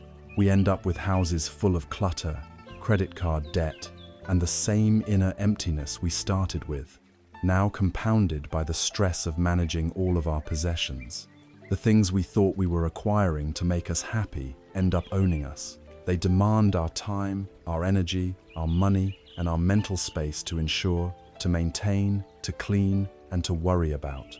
We become curators of our own personal museums, trapped by the very objects we thought would set us free. There is a classic story that beautifully illustrates the Buddhist perspective on true wealth. A powerful and fabulously wealthy king, adorned in fine silks and heavy jewels, once visited the Buddha, who was sitting peacefully under a tree, wearing simple, patched robes, his only possession, a humble alms bowl. The king, though he had everything, was troubled in his mind and could not find peace. He looked at the Buddha and asked, "How can you be so serene and content? You have nothing." The Buddha smiled and asked the king in return, "Your Majesty, do you sleep well at night? Do you feel truly secure?" The king had to admit that he did not. He worried constantly about thieves stealing his treasures, about rival kingdoms invading, about droughts destroying his crops, and about courtiers plotting against him. His great wealth was a great burden. The Buddha then gestured to his simple robe and bowl. "I have only these," he said. "No one wants to steal them. I have no palace to defend, no treasures to guard. My mind is not occupied with worry. I sleep soundly every night. Now, Your Majesty, tell me, which one of us is truly the richer man?" This story points to the radical alternative to materialism, the cultivation of contentment, or santuti. This is the practice of knowing what is enough. It is crucial to understand that this is not a philosophy of grim austerity or forced deprivation. It is a philosophy of profound wealth and liberation. When you are genuinely content with what you have, you are freed. You are freed from the exhausting, endless cycle of craving and desire. You are freed from the manipulations of advertising. You are freed from the toxic habit of comparing your life to the curated images you see of others. Your peace of mind is no longer held hostage by external circumstances or objects. This is the true meaning of wealth. A person who earns a fortune but always wants more is spiritually impoverished. A person of simple means who is content with what they have is a spiritual millionaire. This inner state of contentment has a natural outer expression, simplicity. As we stop looking for happiness in things, we naturally begin to let go of the things that are not essential. We begin to declutter our lives, not as a fashionable trend, but as a spiritual practice. Each object we release is an act of letting go of the clinging mind. With each bag of unnecessary possessions we give away, we are creating more physical space in our homes and more mental space in our minds. We are making a powerful statement: my happiness does not reside in these things. By letting go of the desperate pursuit of more, we are not emptying our lives. We are, in fact, making room for what is truly valuable. When our time and energy are no longer consumed by acquiring and maintaining possessions, we have more time and energy for our relationships, for our creative pursuits, for our spiritual practice, and for simply being present with the quiet beauty of an ordinary day. We discover that the richness we were seeking in the shopping mall was right here all along, in the warmth of the sun, in the taste of fresh water, in the kindness of a friend, in the stillness of our own peaceful mind. This raises a profound and important question. If the purpose of life is not to accumulate material wealth, status, or possessions, then what should we be accumulating? If we are not meant to fill our houses with things, what are we meant to fill our lives with? What kinds of actions lead to true, lasting well-being, and which ones lead to further suffering and entanglement? To answer this, we must turn our attention to one of the most fundamental and often misunderstood laws of the universe, the law of cause and effect, the law of karma. Having explored the inner world of our emotions and relationships and the outer world of materialism, we arrive now at a question that underlies all of our actions. If our goal is not the accumulation of things, what then is the purpose of our actions? How do our choices shape our lives? To answer this, we must explore one of the most profound and perhaps most misunderstood spiritual laws of the universe, the law of karma. In the West, the word karma is often used casually, shrouded in an aura of New Age mysticism, and frequently misinterpreted as fate, destiny, or some kind of cosmic system of reward and punishment. But the Buddha's teaching on karma, or karma in the original Pali, is nothing of the sort. It is a precise, practical, and deeply empowering natural law. It is the law of cause and effect applied to our moral lives. It is not a doctrine of powerlessness, but the ultimate principle of personal responsibility. Understanding karma correctly frees us from the fear of a predetermined future and places the power to shape our destiny directly into our own hands, in this very moment. The first and most crucial step is to dismantle the idea of karma as fate. Karma is not a rigid script for your life written by an external force. It is not a judgment handed down by a divine being. It is a natural, impersonal law, much like the law of gravity. Gravity does not punish you for stepping off a cliff. It simply operates. The core stepping off the cliff is a natural and unavoidable effect you fall. Karma operates in the same way within the realm of our actions. If you act out of intentions rooted in greed, hatred, and delusion, what the Buddha called unwholesome roots, the natural effect is suffering, both for yourself and for others. You create a world of turmoil, distrust, and pain around you.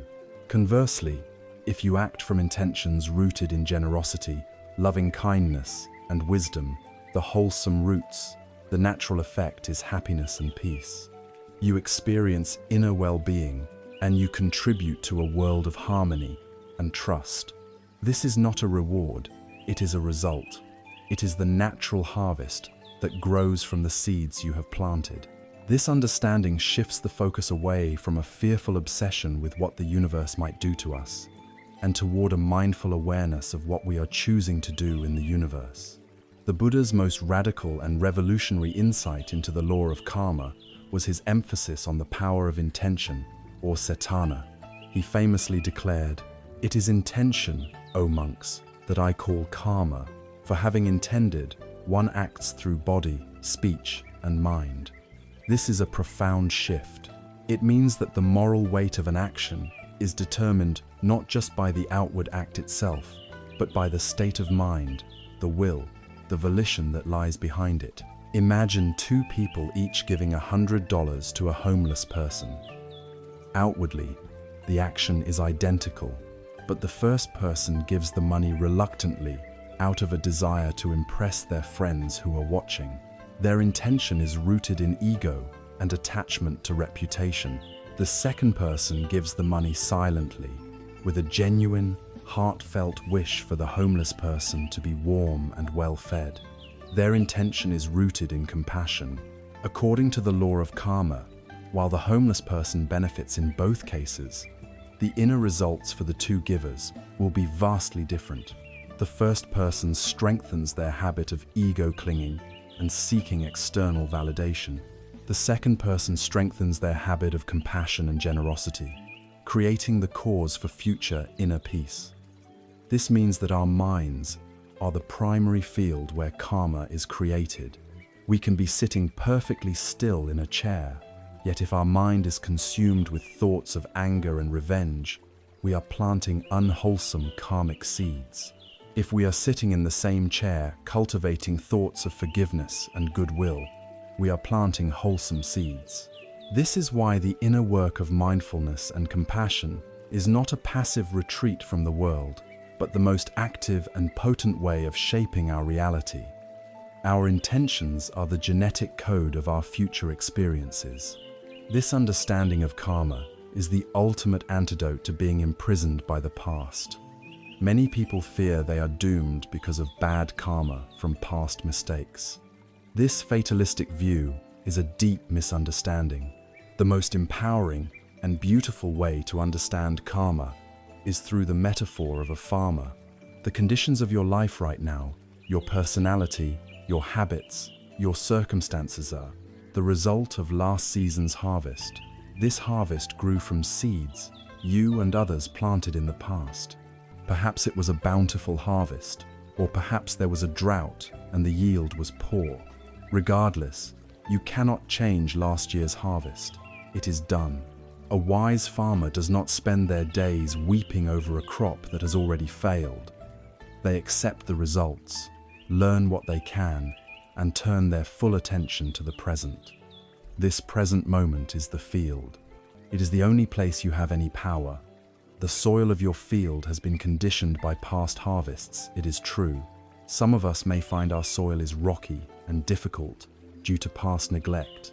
Others may find it fertile, but the state of the soil does not determine the future. Your power lies in what you choose to do with the field today. You have the power to pull the weedstow, restrain yourself from unskillful words and actions. You have the power to enrich the soil toe, practice meditation, to study wisdom, to cultivate a kind heart. And most importantly, you have the power to choose what seeds you will plant.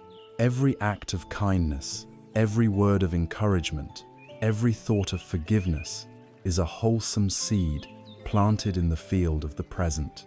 Every act of cruelty, every harsh word, every thought of resentment is an unwholesome seed. The future, then, is not some fixed destination we are heading towards. The future is the harvest that will inevitably grow from the seeds we are planting right now. You are not a prisoner of your past karma. You are the farmer of your future. This gives us incredible agency. It means that no matter how many mistakes you have made, no matter how much you regret your past actions, this present moment offers a profound opportunity for redemption. You can, right now, begin to sow different seeds. You can choose to respond to a difficult situation with patience instead of anger. You can choose to listen with compassion instead of judgment. You can choose generosity over selfishness. Each of these choices is an act of creating new, wholesome karma that will bear fruit in a happier, more peaceful future. The Buddha taught that the results of past negative actions can be diluted and purified by the cultivation of overwhelming good in the present. It is like taking a spoonful of salt. If you put that salt into a small glass of water, the water becomes undrinkable. The glass of water is a mind that is small, filled with regret, and lacking in compassion. The past negative action has a powerful, painful effect. But if you take that same spoonful of salt and put it into a vast, freshwater lake, the salt dissolves and the water remains sweet and pure. The vast lake is a mind that has been made spacious and resilient through the consistent practice of loving kindness, compassion, wisdom, and generosity. By focusing on creating powerful, positive karma now, we don't erase the past, but we transform its impact, rendering it insignificant in the vast, clear water of our cultivated heart. Karma, therefore, is not a system of cosmic justice to be feared, but a call to empowerment. It invites us to see our lives not as a random series of events, but as a meaningful unfolding of cause and effect, an unfolding in which we are the primary creative force. It tells us that the future is not written in stone, but that we are writing it, moment by moment, with every thought, every word, and every deed.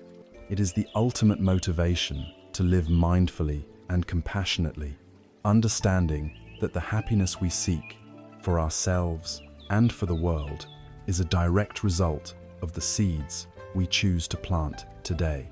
Understanding this law provides a powerful and logical framework for living a skillful life. Yet, even with the best intentions to plant wholesome seeds, we are still human. Our minds are still subject to the powerful, deeply ingrained echoes of the past. Habitual patterns of fear and anxiety can still arise like sudden storms, overwhelming our resolve. How do we work with these powerful emotional tempests when they appear? This brings us to the skillful means of meeting and transforming our most difficult emotions. With the empowering understanding of karma, we have a clear and logical framework for our actions. We know that by planting wholesome seeds of kindness, generosity, and wisdom in the present moment, we are actively creating the causes for a happier future. This provides a profound sense of purpose and agency.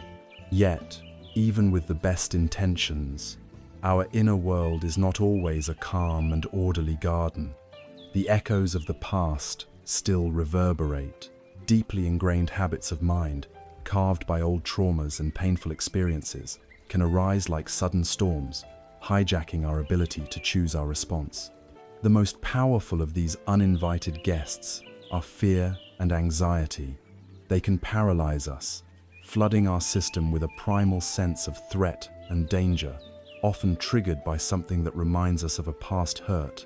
Our typical reaction is to either fight the fear, tensing up and resisting it, or to run from it, distracting ourselves with anything we can find. Both strategies are exhausting and ultimately ineffective. They only give the fear more power. The wisdom of the Buddha offers a third, more radical and healing path: to stop running, to turn around with gentle courage, and to meet this uninvited guest, not as an enemy, but as a messenger deserving of our mindful attention. The first step in transforming our relationship with fear is to reframe it. Fear is not the enemy. It is one of our most ancient and intelligent energies. It is a messenger from the deepest parts of our psyche, and its primary intention is to protect us. The problem is that its messages are often scrambled, amplified, and rooted in past events that are no longer happening. When we feel anxiety about a new relationship, the fear is often a messenger from a past betrayal, trying to protect us from being hurt again. When we feel fear before a public presentation, the messenger is often speaking of a past experience of shame or ridicule. The fear itself is not the problem. Our clinging to the past events that fuel it, and our aversion to the uncomfortable physical sensations of the fear itself, are the problem. By seeing fear as a messenger rather than a monster, our entire orientation shifts from aversion to curiosity. Instead of the panicked inner scream of, "Go away," we can learn to ask, with a calm and open heart, "What are you here to tell me? What is it that you are trying to protect? What am I so afraid of losing?" This simple shift in perspective is the beginning of disarming fear's power over us. It is the act of opening the door to the uninvited guest rather than trying to barricade it shut. Once we have opened the door, the practical tool we use to sit with our fear is mindfulness, which we have already cultivated. When you feel the first flicker of anxiety, the tightening in your chest, the knot in your stomach, the racing thoughts, the first step is to recognize and gently acknowledge its presence.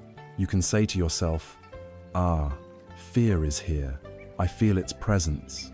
This simple act of naming it separates you from the raw force of the emotion. You are no longer anxious. You are the awareness that is noticing the feeling of anxiety.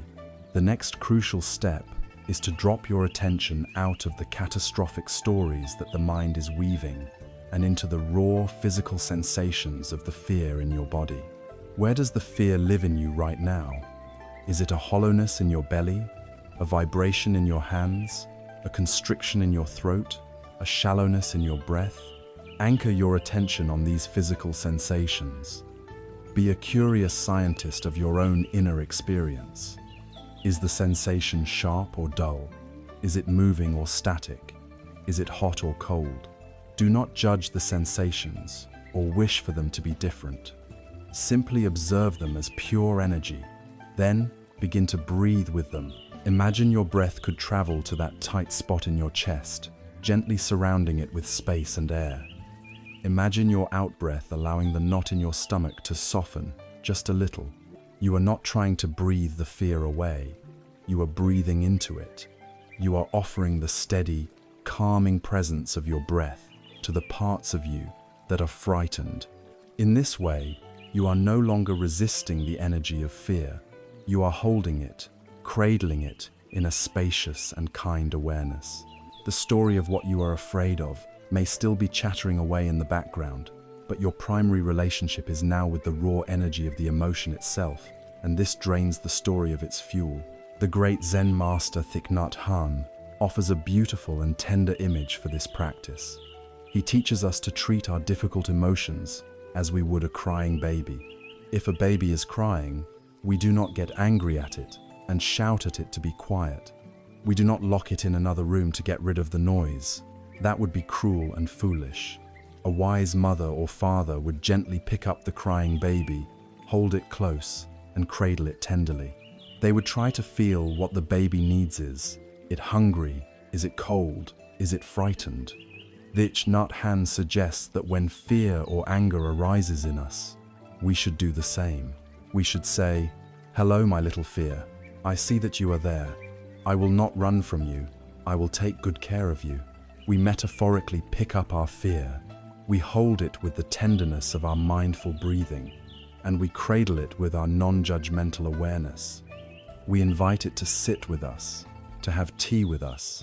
We listen to its story without necessarily believing it is the absolute truth. This simple act of turning towards our pain with care, rather than turning away from it with aversion, is profoundly healing. It communicates a message of safety to the deepest parts of our being. It tells the frightened child within us that it is finally being looked after by a wise and compassionate adulter, own mindful awareness. Once the initial intensity of the fear has been calmed by this tender embrace of mindfulness, we can engage in a gentle, compassionate inquiry. We can ask the fear, "What is it you are truly afraid of?" As we look deeply, we often find that the surface-level fear of losing a job, of being rejected, of failing an exam is just a mask for a much deeper, more existential fear.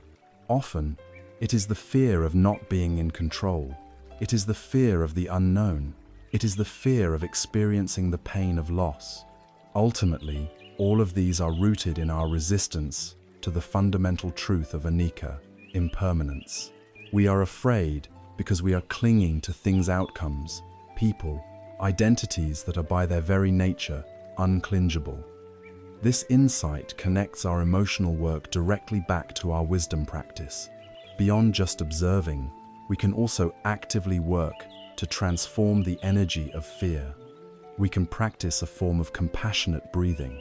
As you breathe in, you can consciously acknowledge and embrace the feeling. Breathing in, I feel the presence of fear. You are not fighting it. You are accepting its reality. Then, as you breathe out, you can offer it a quality of peace. Breathing out, I offer calm to this feeling of fear. Breathing in the suffering, breathing out compassion. This practice is a form of spiritual alchemy. It changes your position from being a passive victim of your emotions to being an active agent in their transformation. You are no longer just letting the storm pass. You are learning to use its energy to water the garden of your heart. By meeting our fear not with more fear, but with courage, presence, and a surprising tenderness, we reclaim the vast territory of our own minds. We discover that our innate nature is not fearfulness, but a calm, spacious courage that has the capacity to hold any experience. As we become more skilled at meeting and transforming these difficult, contractive emotions, we naturally create more room, more light, more space in our hearts. This then begs a beautiful question. What do we want to cultivate in this newfound inner space? This leads us, quite naturally, from the work of metabolizing our suffering to the joyful practice of actively cultivating its opposite, the boundless, sympathetic joy known as mudita. Having learned to meet the difficult, contractive emotions of fear and anxiety with the gentle, spacious presence of mindfulness and compassion, we have cleared a space in the garden of our minds. We have pulled some of the most persistent weeds, the ones that choke the life out of our present moment experience. This raises a beautiful and essential question. Now that we have this cleared ground, what shall we plant? Buddhist psychology is not merely about addressing our deficits or healing our wounds. It is equally concerned with the active and intentional cultivation of wholesome, expansive states of mind. It is about strengthening what is best in us. And among the most beautiful and transformative qualities we can cultivate is mudita, which is often translated as sympathetic or appreciative joy. It is the genuine, selfless happiness that we feel when we witness the happiness, success, and good fortune of others. This practice is a powerful antidote to some of the most corrosive poisons of the modern mindanvi, jealousy, and the relentless habit of comparison that keeps us feeling inadequate and forever chained to the ghosts of our own perceived shortcomings. We live in an age of pervasive comparison. Through the glowing screens we carry in our pockets, we are subjected to a constant, curated stream of other people's successes. We see their highlight reels, the perfect vacation, the prestigious job promotion, the happy family photograph, the successful creative project. While we may consciously know that this is not the whole picture of their lives, it has a powerful subconscious effect. This constant exposure to the perceived successes of others is a primary trigger for our own past-related suffering. When we see a friend's career success, it can instantly reactivate the pain of our own past professional failures. When we see a happy couple, it can amplify the sorrow of a past heartbreak.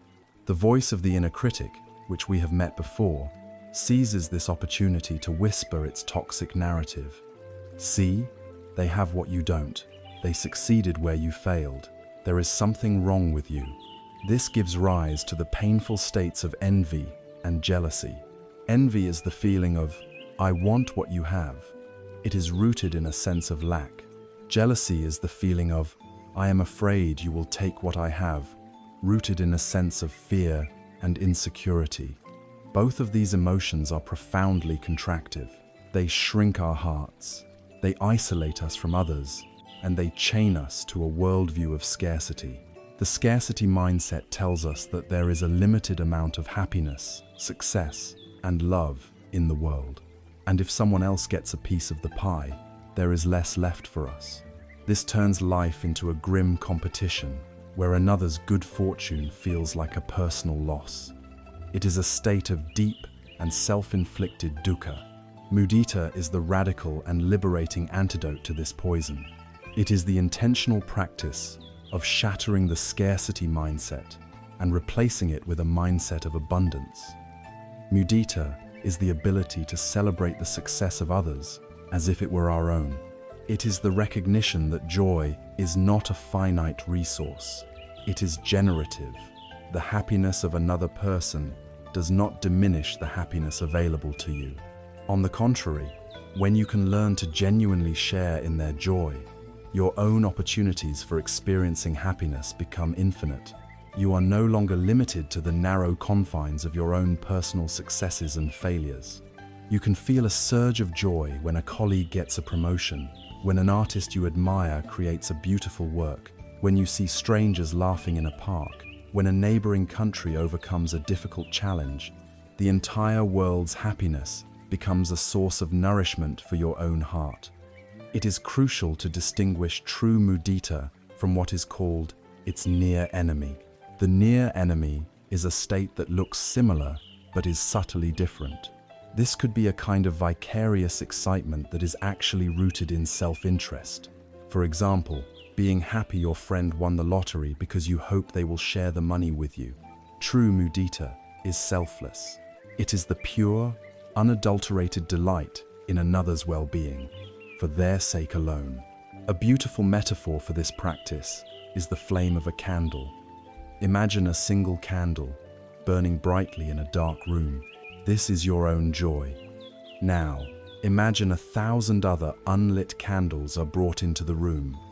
The first candle can be used to light all 1,000 of the other candles. As it shares its flame, does its own light diminish? Number, it remains just as bright as it was before. But now, the entire room is filled with 1,000 times more light.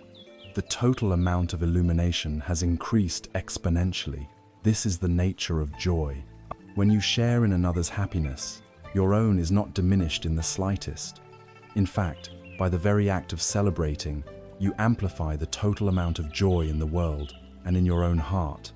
To feel envy at another person's success, to wish their flame would flicker or go out so that yours might seem brighter by comparison, is to misunderstand the fundamental nature of light. It is a lonely and self-defeating strategy that keeps the whole world in darkness. Like all wholesome mind states, mudita can be cultivated through a dedicated practice. The practice often follows a similar structure to metta meditation. You begin by bringing to mind someone for whom it is very easy to feel joy, perhaps a beloved child, a cherished friend, or a dear pet. You visualize them experiencing a moment of pure happiness or success.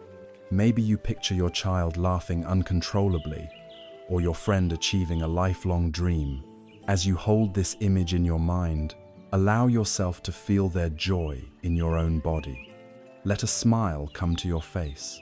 Savor the warm, appreciative feeling. This is the baseline, the tuning of the instrument to the frequency of joy. Next, you can extend the practice to a neutral person. Think of someone you know but do not have strong feelings about. Imagine something wonderful happening to them.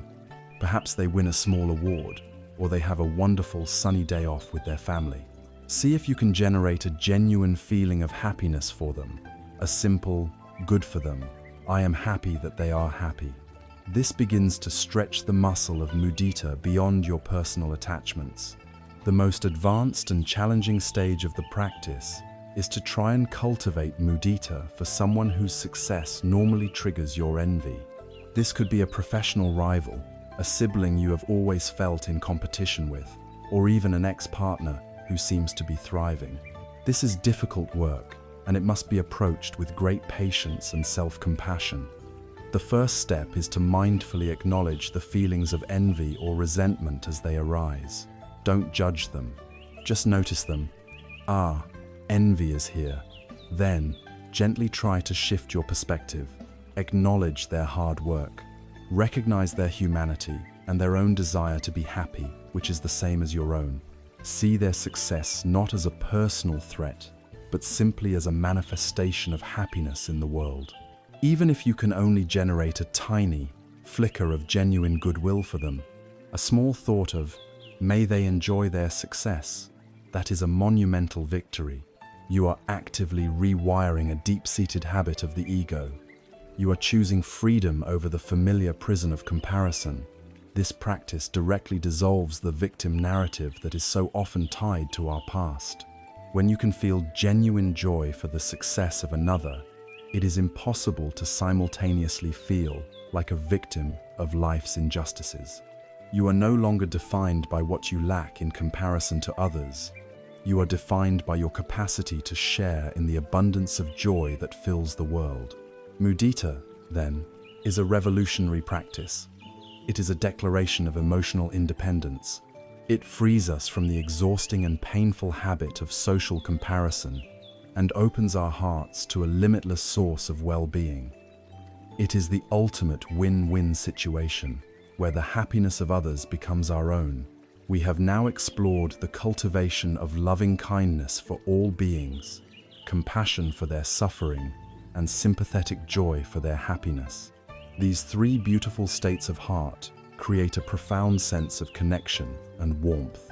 But how do we maintain our inner balance when we are confronted with the chaotic and unpredictable mix of life's events, the successes and the failures? the praise and the blame, the pleasure and the pain. How do we hold all of this in our hearts without being thrown off balance? This leads us to the fourth and culminating of these divine heart states, the unshakable, spacious peace of equanimity. In our journey through the garden of the heart, we have learned to cultivate three of the most beautiful flowers of the human spirit. We have planted the seeds of metta, or loving kindness, a boundless goodwill that connects us to all of life. We have watered the soil with karuna, or compassion, the tender response to suffering that allows us to heal ourselves and be present for others. And we have learned to delight in the sunshine of mudita, or sympathetic joy, celebrating the happiness of others and thus finding access to an infinite source of delight. These three qualities create a heart that is warm, open, engaged, and deeply connected.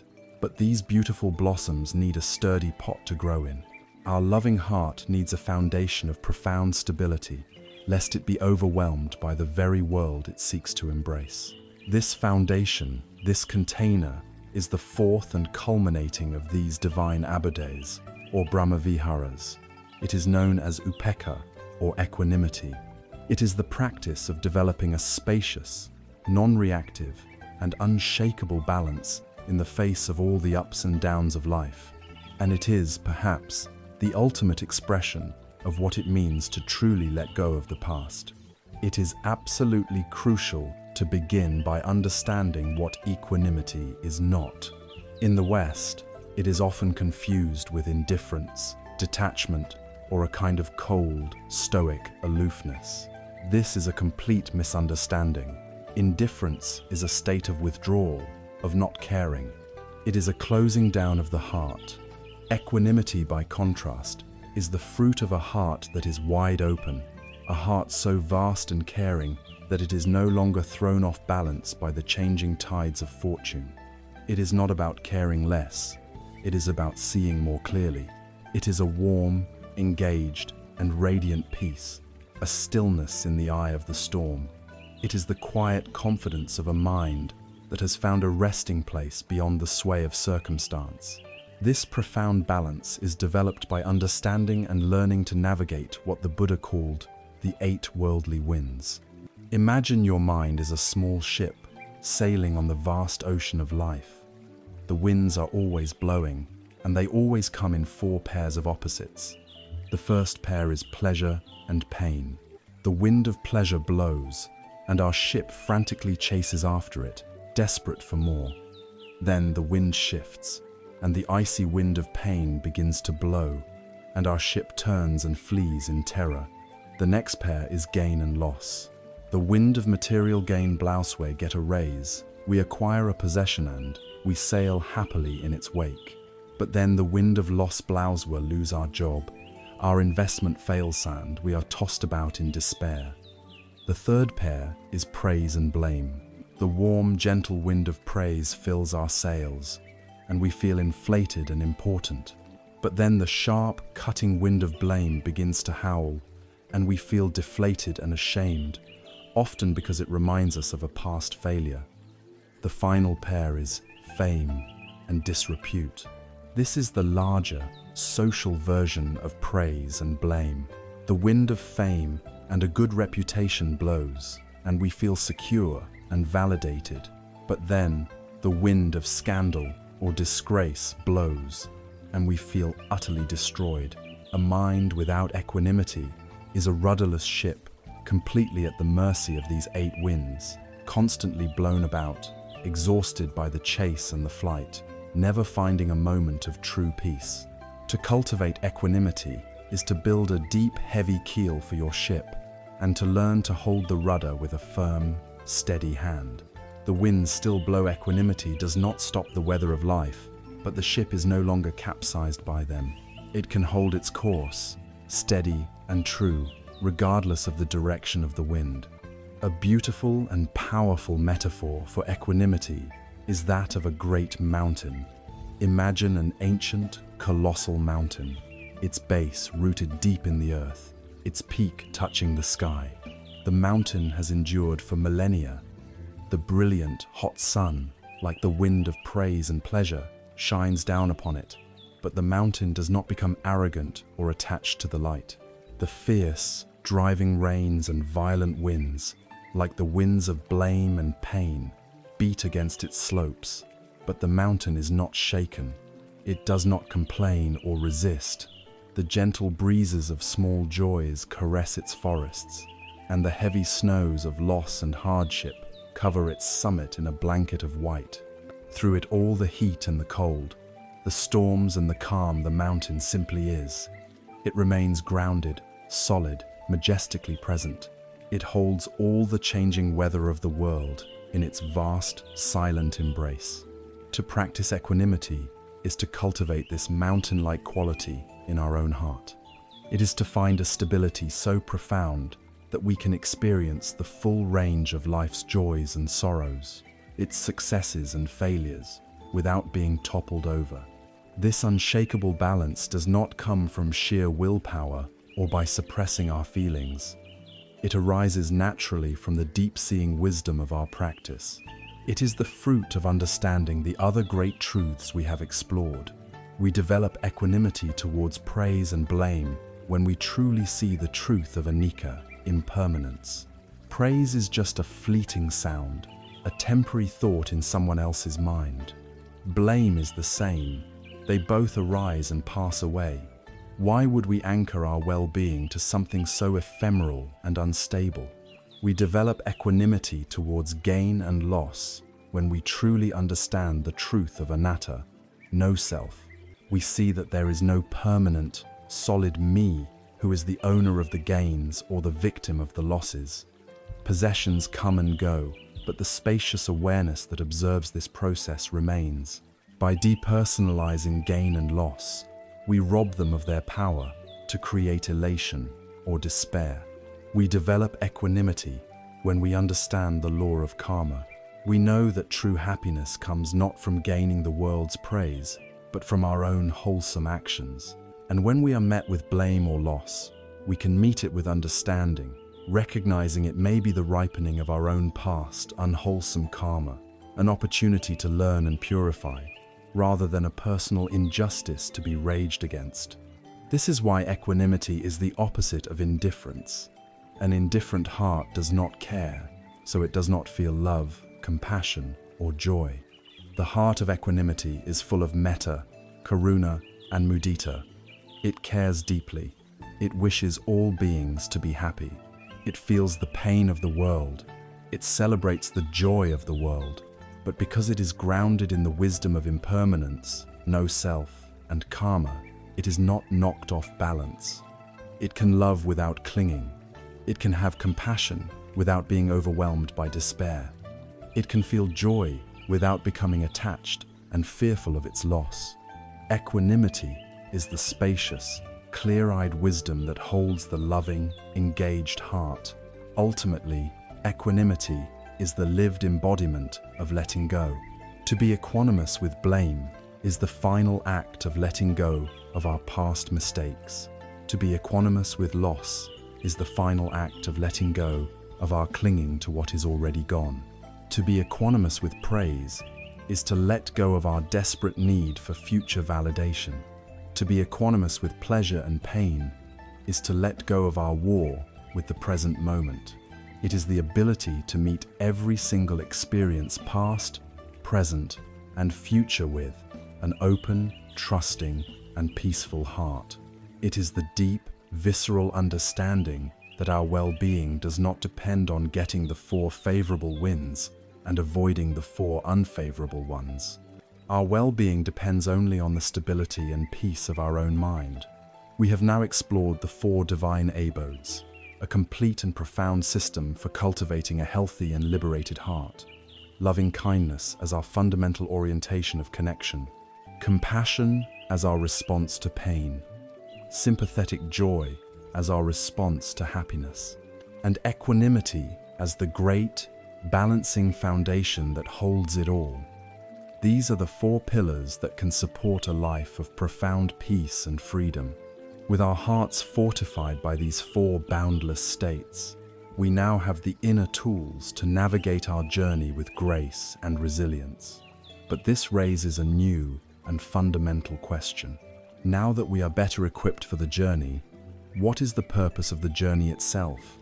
How do we find a sense of meaning in our lives that is not dependent on chasing the fleeting winds of success or running from the winds of failure? This brings us to the heart of living a truly worthwhile life. With our hearts fortified by the four divine states of loving-kindness, compassion, joy, and equanimity, we find ourselves standing on new ground. We have developed a stable mind and an open heart, a set of inner tools that allow us to navigate the storms and sunshine of life with greater grace and resilience. We have learned how to let go of the past, to forgive, and to be present. This naturally leads us to confront one of the most profound questions of the human experience. What now? What is the point of it all? What is my purpose? In our modern world, this question can be a source of immense anxiety. We feel a relentless pressure to find a grand, singular purpose, a world-changing mission that will define our lives and justify our existence. This pressure often sends us into a state of paralysis or despair, especially when we look back at our past. The mind begins to construct a painful narrative. I took the wrong path in life. I chose the wrong career, married the wrong person, missed my one great opportunity. It's too late for me to have a meaningful life now. This feeling of meaninglessness is often just another symptom of a mind trapped in the past, comparing the life we have to an idealized, imaginary life we think we should have had. The wisdom of the Buddha offers a radical and deeply liberating alternative. It teaches us that meaning is not a destination we must find, but a path we must walk. Purpose is not a grand secret to be discovered, but a quality of presence to be created, moment by moment, in the ordinariness of our daily lives. The first step in finding meaning is to abandon the hunt for it. The very idea that there is one correct path for our life, and that we might have missed it, is a primary source of our suffering. It is a form of clinging to a phantom, an attachment to a life that never was. This creates a constant sense of inner conflict, invalidating the life we are actually living right now.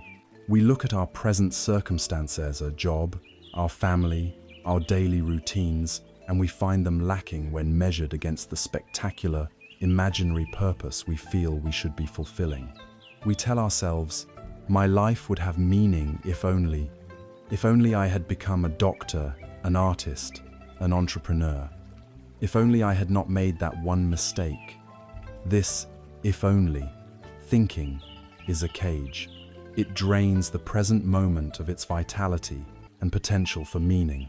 The Buddhist path dissolves this cage by focusing relentlessly on the only reality we ever have, this present moment. The past path is gone forever, a trail of footprints that has already vanished. The future path does not yet exist. The only place where meaning can be forged, where purpose can be lived, is right here. This realization releases the crushing burden of having to have made a perfect series of choices in the past. It doesn't matter what road you took to get here. What matters, and all that has ever mattered, is how you choose to take the next step. This is because meaning is not something we find, it is something we create. It is not a noun, but a verb. It is an active process of imbuing our moments with a certain quality of attention and intention. You do not need to quit your job and move to a monastery to live a meaningful life. Although that may be a meaningful path for some, you can create profound meaning right where you are, in the most mundane of circumstances. Meaning is created when you choose to listen to your child with your full, undivided attention, instead of scrolling through your phone. Meaning is created when you are faced with a stressful situation at work, and you choose to respond with patience and clarity, rather than reactive anger. Meaning is created when you are washing the dishes, and you do so with care and presence, grateful for the clean water and the food that nourished you, rather than with resentment and distraction. Meaning is created when you feel the familiar pang of an old regret, and, instead of letting it spiral, you offer yourself a moment of quiet self-compassion. The purpose of your life is not some far-off, distant goal. The purpose of your life is to live this moment with as much wisdom, kindness, and presence as you can muster. The scale of the action is irrelevant. It is the quality of the intention behind it that fills it with meaning.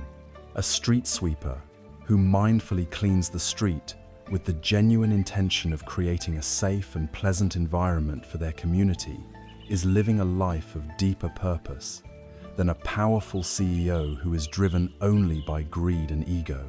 There is a wonderful story that illustrates this principle perfectly.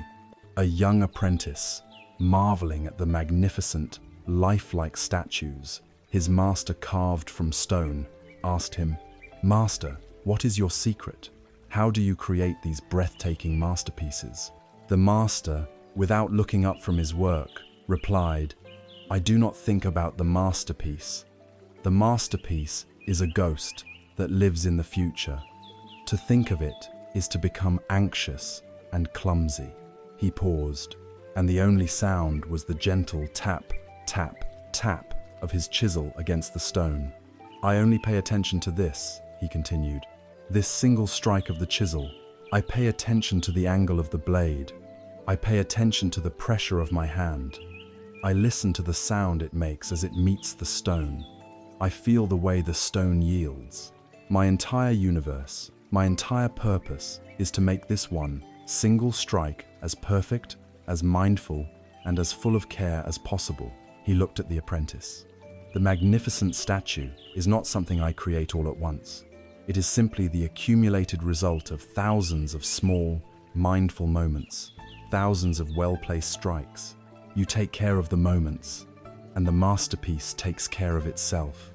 Our life is that block of stone. Our moment-to-moment actions, words, and thoughts are the strikes of the chisel. A meaningful life is not built by obsessing over the final form of the statue. It is built by bringing our full, caring presence to each individual action, no matter how small or seemingly insignificant." The Buddha, in his profound wisdom, did not just offer this philosophy. He provided a practical, detailed roadmap for how to live this way. This roadmap is the Noble Eightfold Path. It is a comprehensive guide to creating a meaningful life, moment by moment. It is comprised of 8 interwoven factors that cover every aspect of our existence: our understanding, our intentions, our speech, our actions, our livelihood, our effort, our mindfulness, and our concentration. It is not a linear set of steps to be checked off a list, but rather 8 aspects of a single, holistic way of being, like the interwoven strands of a strong rope. To walk this path is to live a life that is inherently purposeful, because every dimension of your life becomes a field for practice, a domain in which you can cultivate wisdom and compassion. It is the ultimate curriculum for a life that is not only happy, but deeply worthwhile. A life that naturally leads to the reduction of suffering for both yourself and for all those whose lives you touch. Therefore, the search is over. You can call off the hunt for a grand, external purpose that you fear you have missed. Your purpose is not hiding in a different career or a different city. It is right here, waiting to be created in the quality of attention and intention you bring to your very next breath, your very next word, your very next action. The purpose of your life is simply to live this moment well.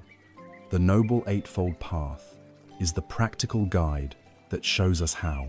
And like any great journey, it begins with the first, most crucial step, the step that sets the direction for the entire path, the foundation upon which everything else is built. This first step is not an action, but a way of seeing. It is the cultivation of what the Buddha called right view. We stand now at the gateway to the Noble Eightfold Path, the Buddha's comprehensive and practical roadmap for a life of meaning, wisdom, and liberation. Like any great journey, the first step is the most critical, for it determines the entire direction of our travel. If we begin with a faulty compass or an inaccurate map, all our subsequent efforts, no matter how sincere, will lead us further astray. The Buddha understood this profoundly.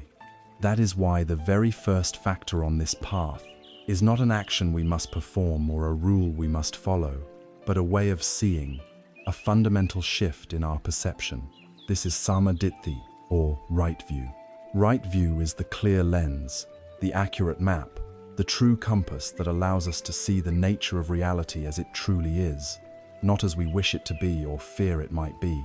All of our suffering, especially the suffering that comes from being chained to the past, is born from its opposite, mika ditthi, or wrong view. Cultivating right view is the act of taking off the distorted, fogged-up glasses through which we have been viewing the world and replacing them with a new pair, ground to the perfect prescription of truth itself. Before we can appreciate the clarity of right view, we must first understand the distortions of wrong view. Wrong view is the default operating system of the untrained mind. It is a set of deep-seated, often unconscious assumptions about reality that actively create the dukkha, the unsatisfactoriness that we experience. What are these fundamental misperceptions?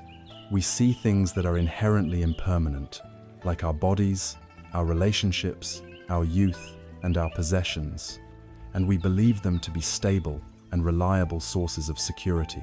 And so, when they inevitably change and decay, as they must, we suffer. We see things that are inherently stressful and incapable of providing lasting satisfaction, like fame, sensory pleasure, and status, and we chase after them as if they were the ultimate prize. And so, when they fail to deliver the enduring happiness they promised, we suffer. But the most profound and consequential of all wrong views, the delusion that acts as the root of all others, is the belief in a solid, separate, and permanent self. We look at this ever-changing stream of thoughts, feelings, and physical sensations, and we label it me. We create a static noun out of a dynamic verb.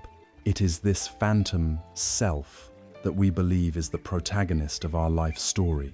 It is this self that was the victim of past hurts, the author of past failures.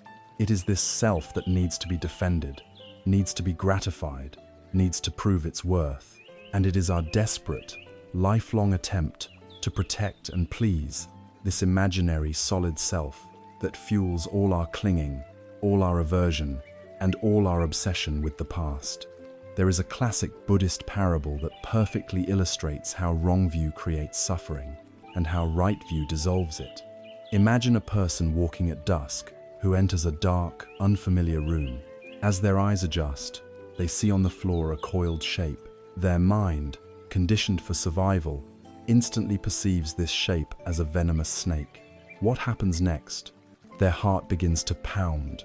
Adrenaline floods their system. Their body tenses for fight or flight. They are paralyzed with a very real and overwhelming terror. Their suffering is not imaginary. It is a genuine, embodied experience. They are suffering intensely because of the snake in the room. Now, imagine a friend enters the room with a lantern. The bright, clear light floods the space, illuminating every corner. The person looks again at the coiled shape on the floor, and in the clear light of the lantern, they see it for what it truly is, a harmless, inanimate coil of rope. In that instant of seeing clearly, what happens to their fear of the snake? It vanishes completely. They do not have to fight the fear, analyze its origins, or use willpower to suppress it. The moment they see the reality of the situation, the suffering dissolves on its own, because the cause of the suffering, the misperception, has been removed.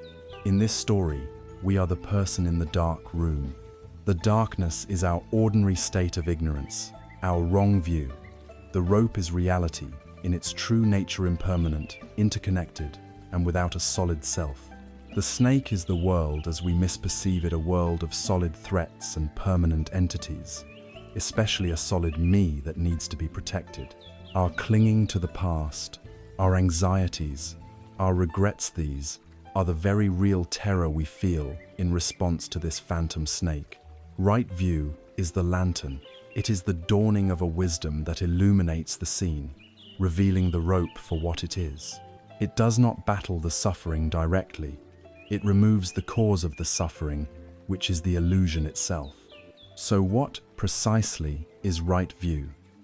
It is seeing the world through the lens of the Buddha's core discoveries. It is seeing the truth of the Four Noble Truths, to see and understand the reality of dukkha, to see its cause in our clinging, to see the possibility of its cessation, and to see the Eightfold Path as the way to that cessation. It is to see the world through the three marks of existence, to see Anicca, the impermanence in all things, Dukkha, the inherent unsatisfactoriness of clinging to what is impermanent, and Anatta, the truth that there is no fixed, independent self to be found within any of it. And it is to understand the law of karma, to see clearly the connection between our intentions and their results. It is crucial to understand that this is a two-stage process. Right view begins as a conceptual understanding. We hear these teachings, we read these words, and something in us resonates. We think, that makes logical sense, that seems true. This is like being given the map and the instructions on how to use the lantern. This stage is essential. It gives us a framework and a direction, but this intellectual understanding alone cannot dispel the darkness. The goal is to transform this conceptual view into an experiential one. This happens through the diligent practice of mindfulness and meditation. Through our practice, we are not just asked to believe that thoughts are impermanent. We begin to see it directly for ourselves as we watch them arise and pass away in our own minds. We are not just asked to believe in the principle of no self. We begin to experience our self not as a solid thing, but as a dynamic, flowing process of the five aggregates. We are no longer just looking at the map. We are walking the territory. We are lighting the lantern for ourselves. This is the dawning of true wisdom, a seeing so profound that it changes us on a cellular level. When right view becomes our lived, experiential reality, our relationship with the past is revolutionized. The struggle to let go simply falls away. Why would you exhaust yourself by clinging to the memory of a cloud that has long since dispersed? Why would you burn yourself by holding the hot coal of a grudge on behalf of a self that you can now see is just a convenient story, a temporary pattern of thoughts and feelings? The frantic need to defend the ego, to justify past actions, to mourn past losses, all of it begins to seem as absurd as being terrified of a piece of rope. Letting go ceases to be a difficult spiritual practice we must force ourselves to do. It becomes the only sane, logical, and natural response to the world as it truly is. Right view, therefore, is the foundation of the entire path. It is the clear seeing that liberates. It is the wisdom that cuts through the tangled thicket of our delusions. Without right view, our efforts at ethical conduct could be misguided, and our meditation practice could even be used to strengthen the ego. But with right view as our guide, every other step on the path becomes purposeful and effective. When we begin to see the world and ourselves with this newfound clarity, when the lantern is lit and the snake is revealed as a ropiate, naturally and profoundly changes our motivations for everything we do. Our intentions are no longer driven by the deluded goals of a frightened ego, seeking pleasure and avoiding pain. Instead, our intentions begin to harmonize with reality itself, flowing from a place of understanding and wisdom, rather than from fear and ignorance. This leads us, with perfect and natural logic, to the second step on the Noble Eightfold Path, the cultivation of right intention. Having found our bearings with right view, we now possess a clear and accurate map of reality. We see the landscape of our lives as it truly is impermanent, interconnected, and guided by the laws of cause and effect. With this map in hand, we are no longer lost. The next step on the Noble Eightfold Path is to decide where we want to go. If right view is the map, then the second factor, samasankappa, or right intention, is the compass needle that we consciously align with our chosen destination, freedom from suffering. Right intention is about the quality of our inner world. It recognizes the profound truth that our actions do not begin with our hands or our mouths. They begin as a flicker of volition, a subtle impulse, a quiet thought in the mind. Our thoughts are not harmless, random events. They are the seeds from which our speech and our actions grow. The outer world we experience is a direct reflection of the inner world we cultivate. To practice right intention is to become a conscious and diligent gardener of the mind, learning to distinguish between the seeds of suffering and the seeds of liberation, and choosing, moment by moment, which ones we will water. The Buddha, with his characteristic precision, explained that the thoughts and intentions flowing through our minds can be divided into two great streams. The first stream is that of wrong intention, which flows from the murky spring of ignorance and delusion. This stream quickly separates into three toxic tributaries. The first is the intention of craving or sense desire. This is the voice of, I want, I need, I must have. It is the relentless grasping at pleasant sights, sounds, tastes, smells, and feelings. When applied to the past, it manifests as a nostalgic, clinging to bygone pleasures, a desperate wish to reclaim a youth that is gone, or a relationship that has ended, causing us profound suffering in the present. The second tributary is the intention of ill will or aversion. This is the voice of, I hate, I reject, I don't want. It is the energy of pushing away unpleasant experiences. This is the root of our anger, our hatred, and our resentment. When we endlessly replay a past hurt in our minds, fueling our bitterness toward the person who wronged us, we are swimming in this toxic stream. The third tributary is the intention of harmfulness or cruelty. This is the most toxic stream of all, containing thoughts that wish for others to suffer. It can be gross, like fantasizing about revenge, or it can be subtle, like feeling a flicker of satisfaction when someone we dislike experiences misfortune. But flowing from the very same spring of our awareness is another, clearer stream, the stream of right intention. This stream is fed by the clear light of wisdom and right view, and it too has three branches, which are the direct antidotes to the first three. The first is the intention of renunciation. This is often misunderstood as a grim, joyless austerity, but in a spiritual context, renunciation is the joy of letting go. It is the intention to release our grip on craving and clinging. It is the conscious choice to find happiness not in acquiring more, but in wanting less. Every time we notice our mind attaching to a past memory and we gently release it, we are strengthening the intention of renunciation. It is the intention that values freedom over attachment. The second branch is the intention of loving kindness or goodwill. This is the direct antidote to ill will. It is the heartfelt wish for all beings, including ourselves, to be happy and well. It is the practice of meeting the world with a friendly and open heart. The final branch is the intention of harmlessness or compassion. This is the direct antidote to cruelty. It is the deep wish that all beings, including ourselves, be free from suffering. It is the commitment to protect life and to act with gentleness and care. The entire practice of right intention is to use our mindfulness to recognize which stream our thoughts are flowing from at any given moment, and to consciously and repeatedly redirect our mental energy into the clear, life-giving stream of renunciation, goodwill, and compassion. The most helpful way to visualize this practice is to see your mind as a fertile garden. The soil is rich, and anything you plant will grow. The seeds of wrong intention craving, ill will, and harm are like fast-growing, thorny weeds. If you are not mindful, they will be planted unconsciously by your past conditioning and by the culture around you.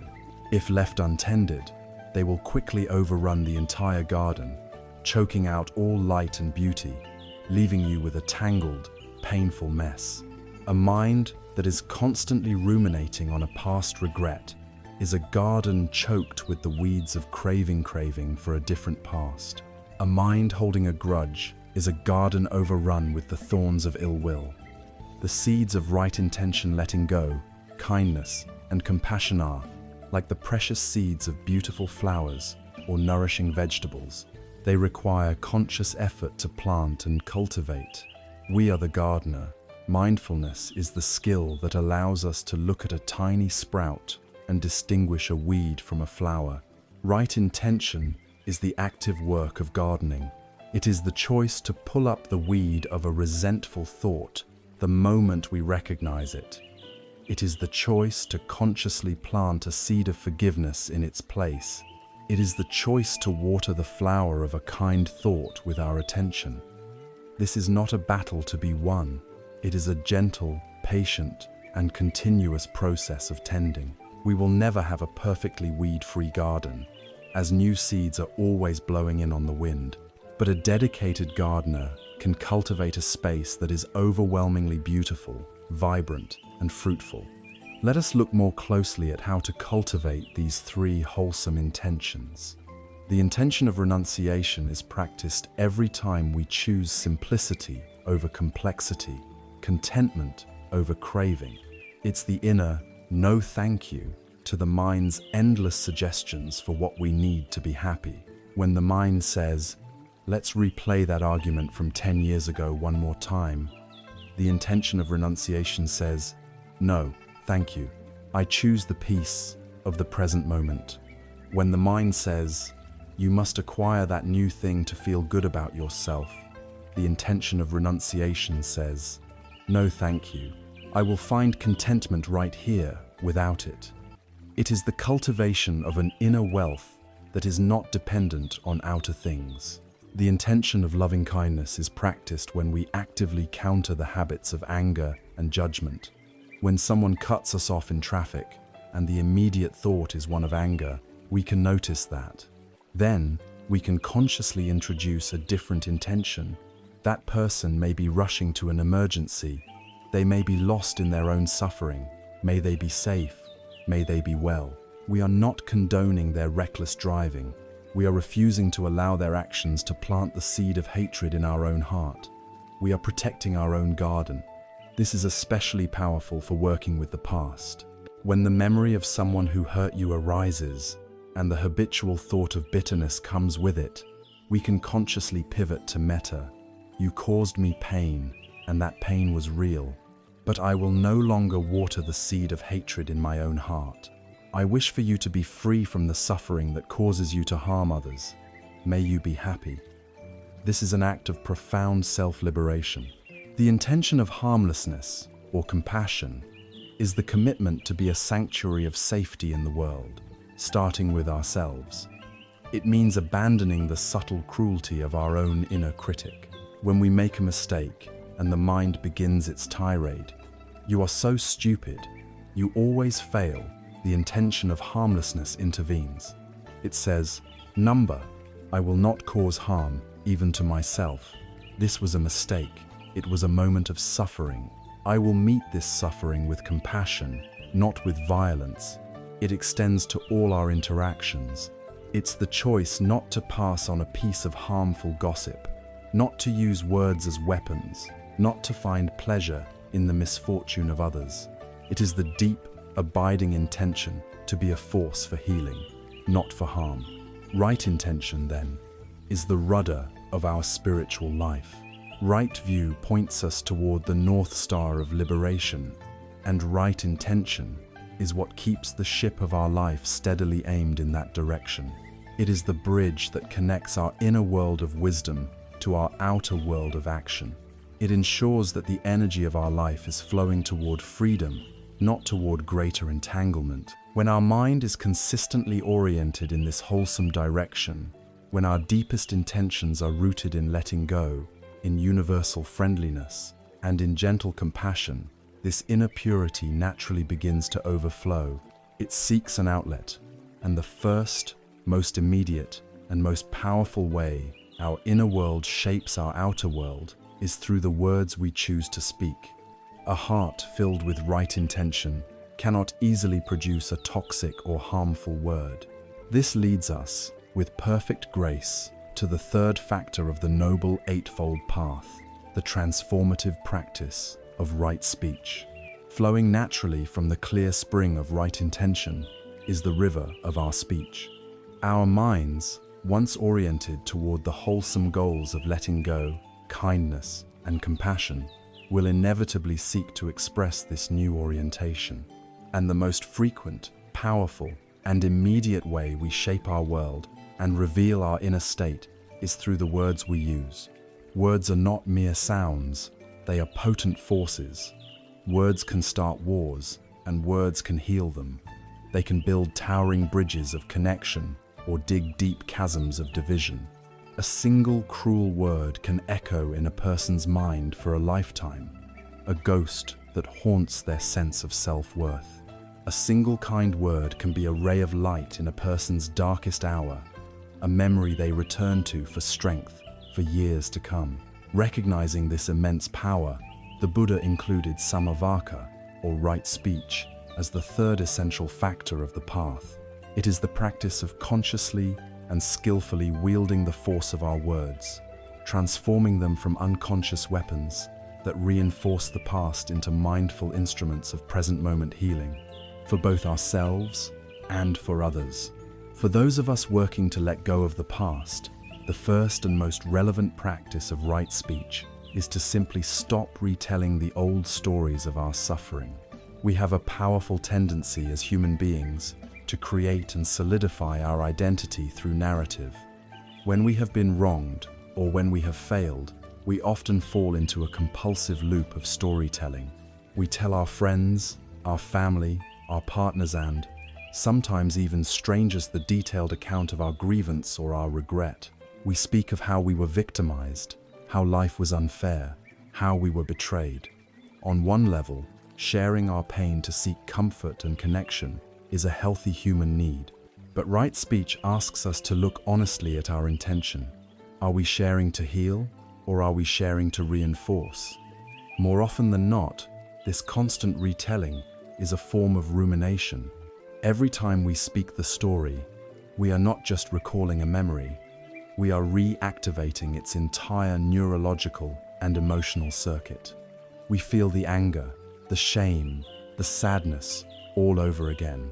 We are pouring fresh concrete over the foundations of our own prison. We are using our own words to keep ourselves stuck. The courageous practice of right speech, in this context, is the commitment to let the story rest. It is the choice to stop reanimating the corpse of a past event. It is the wisdom to know that our words have the power to either keep a wound festering or to create the clean, quiet space it needs to finally heal. The Buddha laid out the practice of right speech with beautiful and practical clarity, defining it by what it avoids.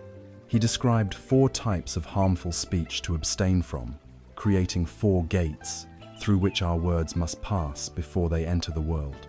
The first gate is abstaining from false speech. At its most basic, this means not telling lies.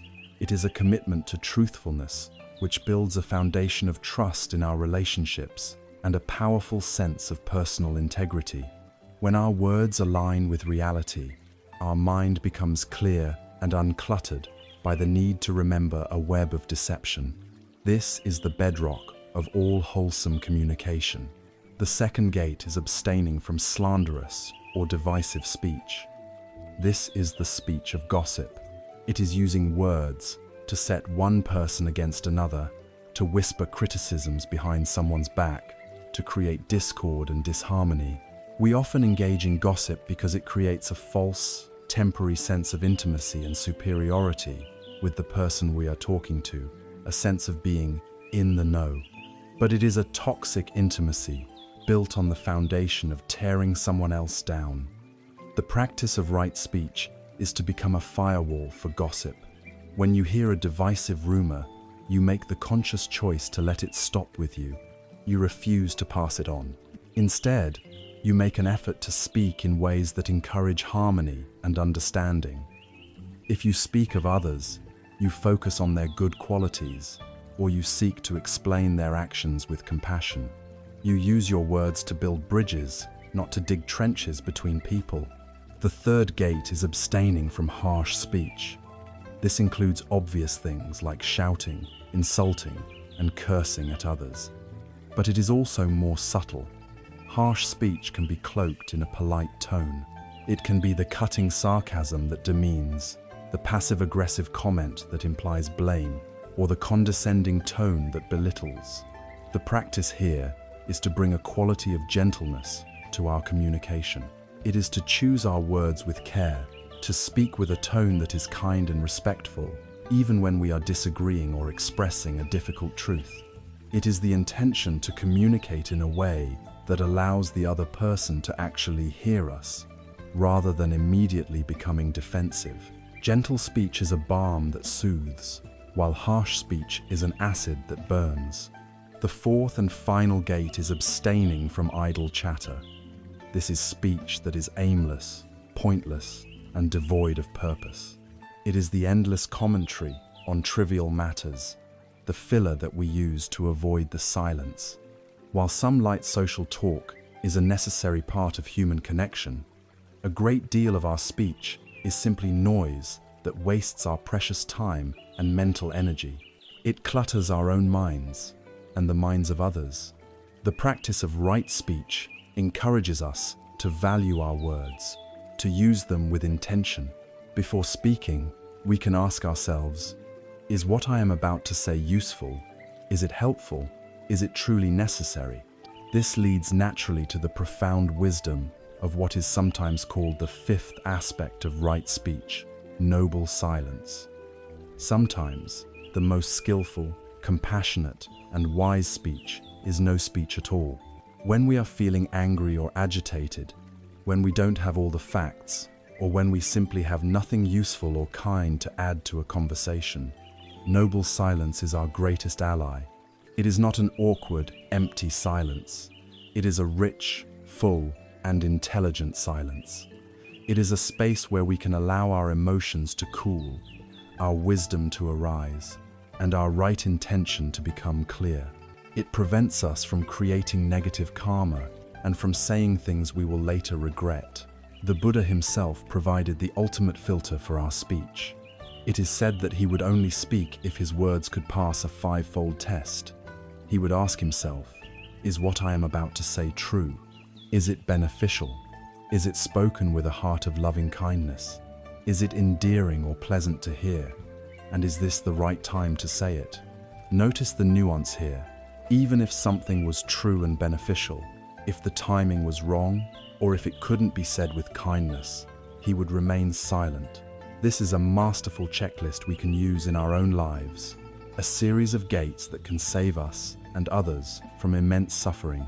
Finally, and perhaps most importantly, the practice of right speech must be applied to the most constant conversation in our lives, the one we have with ourselves. Our inner dialogue, our self-talk, is where we plant the most potent seeds. We must turn the four gates inward. Do we lie to ourselves, pretending we are fine when we are not? Do we use divisive speech against ourselves, creating an inner war between the good part of us and the bad part of us? Most pervasively, do we use harsh speech with ourselves? The voice of the inner critic is the ultimate form of harsh speech, a relentless torrent of abuse that we would never tolerate from another human being. To practice right speech is to make a vow of verbal kindness to ourselves. It is to catch the inner critic in the act and to replace its harsh words with the gentle, truthful, and purposeful words of self-compassion. When we can transform this inner conversation from one of self-abuse to one of self-care, our outer speech will naturally follow. A heart that speaks to itself with kindness will speak to the world with kindness. Right speech, therefore, is far more than just not lying. It is the comprehensive art of using our words to align with reality, to create harmony, and to heal suffering.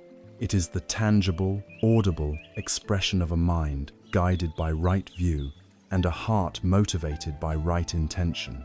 When our understanding is clear, our intentions are pure, and our speech is wholesome, this powerful current of integrity naturally seeks its next expression, flowing from the world of words into the world of deeds.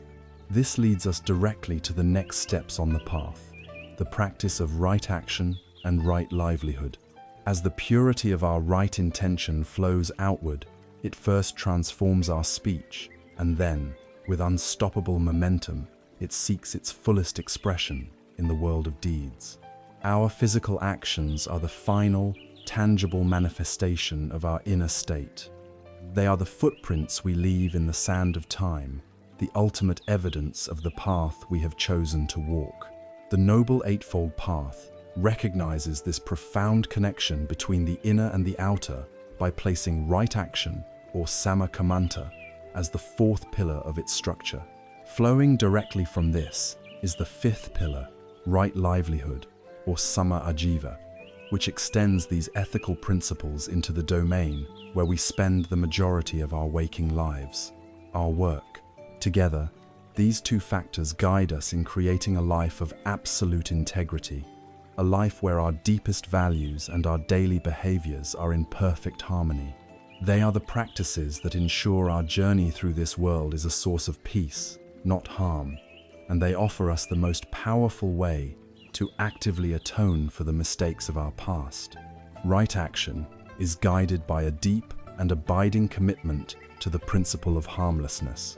The Buddha laid out its foundation in 3 core trainings, which are not to be seen as restrictive commandments from an external authority, but as wise and compassionate guidelines for navigating our lives in a way that minimizes suffering for everyone, including ourselves.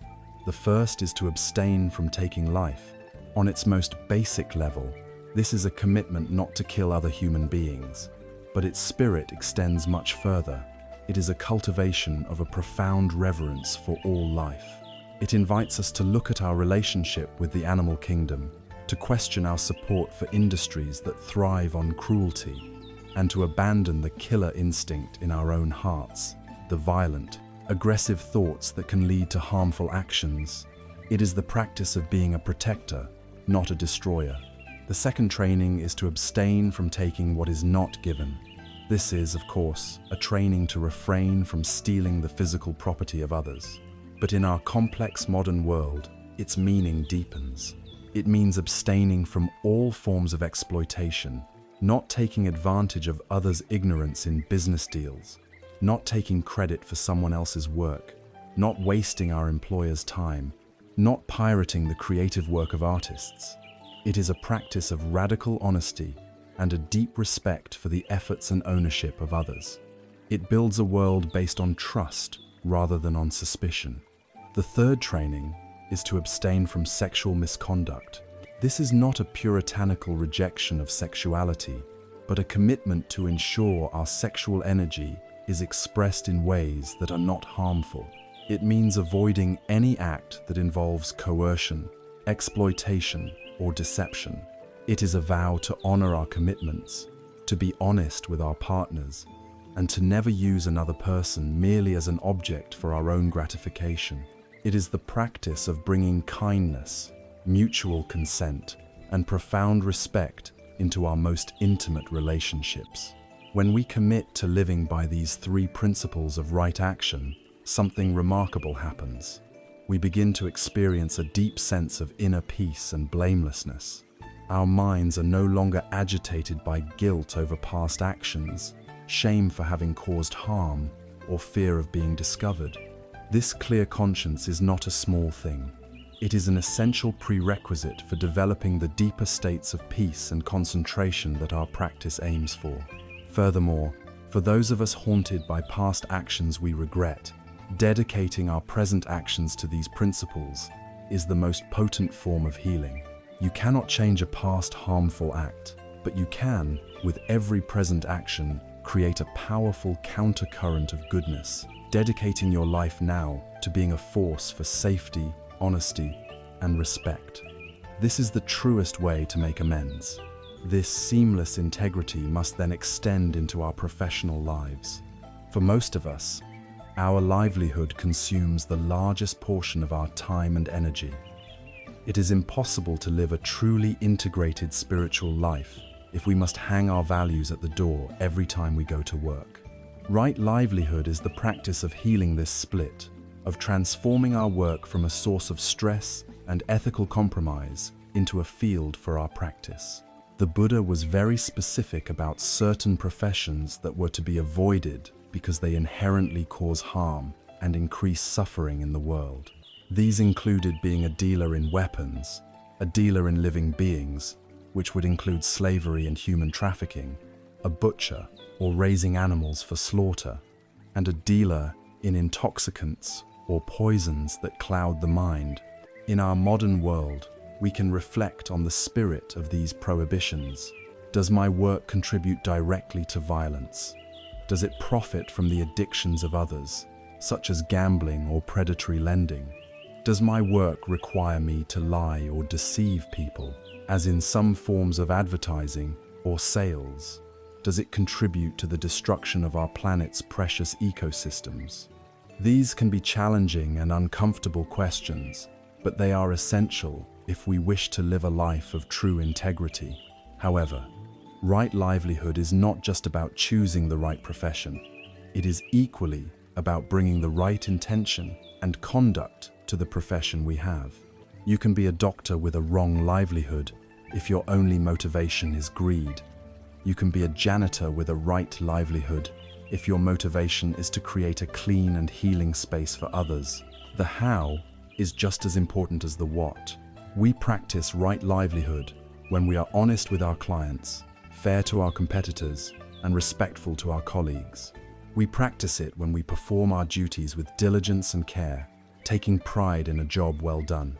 We practice it when we see our work not just as a means to a paycheck, but as our unique opportunity to be of service to the world. A beautiful embodiment of this principle is the story of Anatta, one of the Buddha's chief lay disciples. Anatta, whose name means feeder of the destitute, was an incredibly wealthy and successful banker and merchant. He was a master of his trade. When he met the Buddha and his teachings, he did not see his work as an obstacle to his spiritual path. Instead, he transformed his livelihood into a powerful vehicle for practice. He continued to run his businesses, but he did so with the highest ethical standards, treating his employees with fairness and respect. And he used the vast wealth he generated not for his own luxury, but for the good of the community. He famously purchased a park for the Buddha and his growing order of monks and nuns to have a place to reside during the rainy season, a gesture of immense generosity. He used his business acumen and his material success to create enormous wholesome karma, supporting the spiritual lives of thousands. Anatta's life teaches us that our work in the world, far from being a distraction, can become our greatest offering, our most tangible way of expressing our deepest values. Right action and right livelihood, then, are about closing the gap between who we aspire to be and how we actually live. They are the practices that weave our spiritual ideals into the very fabric of our daily existence. They ensure that our presence on this earth is a blessing, not a burden, a source of healing, not of harm. They provide a solid ground of ethical integrity, a blamelessness that pacifies the mind and allows it to grow still and clear. With our view, intentions, speech, and actions now aligned on this path of wisdom and compassion, we have laid a strong and virtuous foundation for our lives. But a foundation, no matter how well constructed, can crumble under the pressures of life if it is not maintained. And a path, no matter how clearly laid out, requires energy and persistence to walk. How do we generate and skillfully apply the necessary energy to sustain this practice, not just for a week or a month, but for a lifetime? This brings us to the great engine of the path, the crucial and dynamic practice of right effort. We have now laid the beautiful and solid foundation for a life of integrity. Through right view, we have aligned ourselves with a true map of reality. Through right intention, we have set our inner compass toward the destination of freedom. And through the practices of right speech, right action, and right livelihood, we have ensured that the ship of our life sails in harmony with our deepest values. We have built a vessel worthy of the journey, but a well-built ship with a clear destination is useless if it has no engine, no sails, no source of motive power. The sixth factor of the Noble Eightfold Path, samavayama, or right effort, is this vital energy. It is the lifeblood of the path, the dynamic and joyful application of our will that propels us forward on our journey of transformation.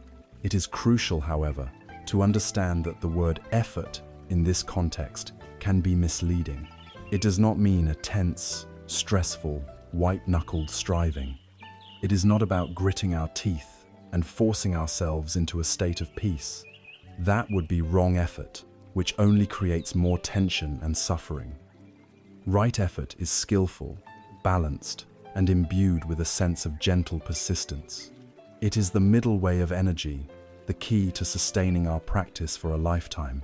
The Buddha, a master of analogy, once explained this balanced approach to a monk named Sona, who had been practicing with such ferocious, aggressive intensity that he was nearing the point of exhaustion and despair, ready to give up entirely. The Buddha knew that before becoming a monk, Sona had been a gifted musician, a master of the lute. So he asked him, "Sona, tell me, if the strings of your lute are tuned too tightly, will it produce a beautiful and harmonious sound?" Sona replied, "No, Lord.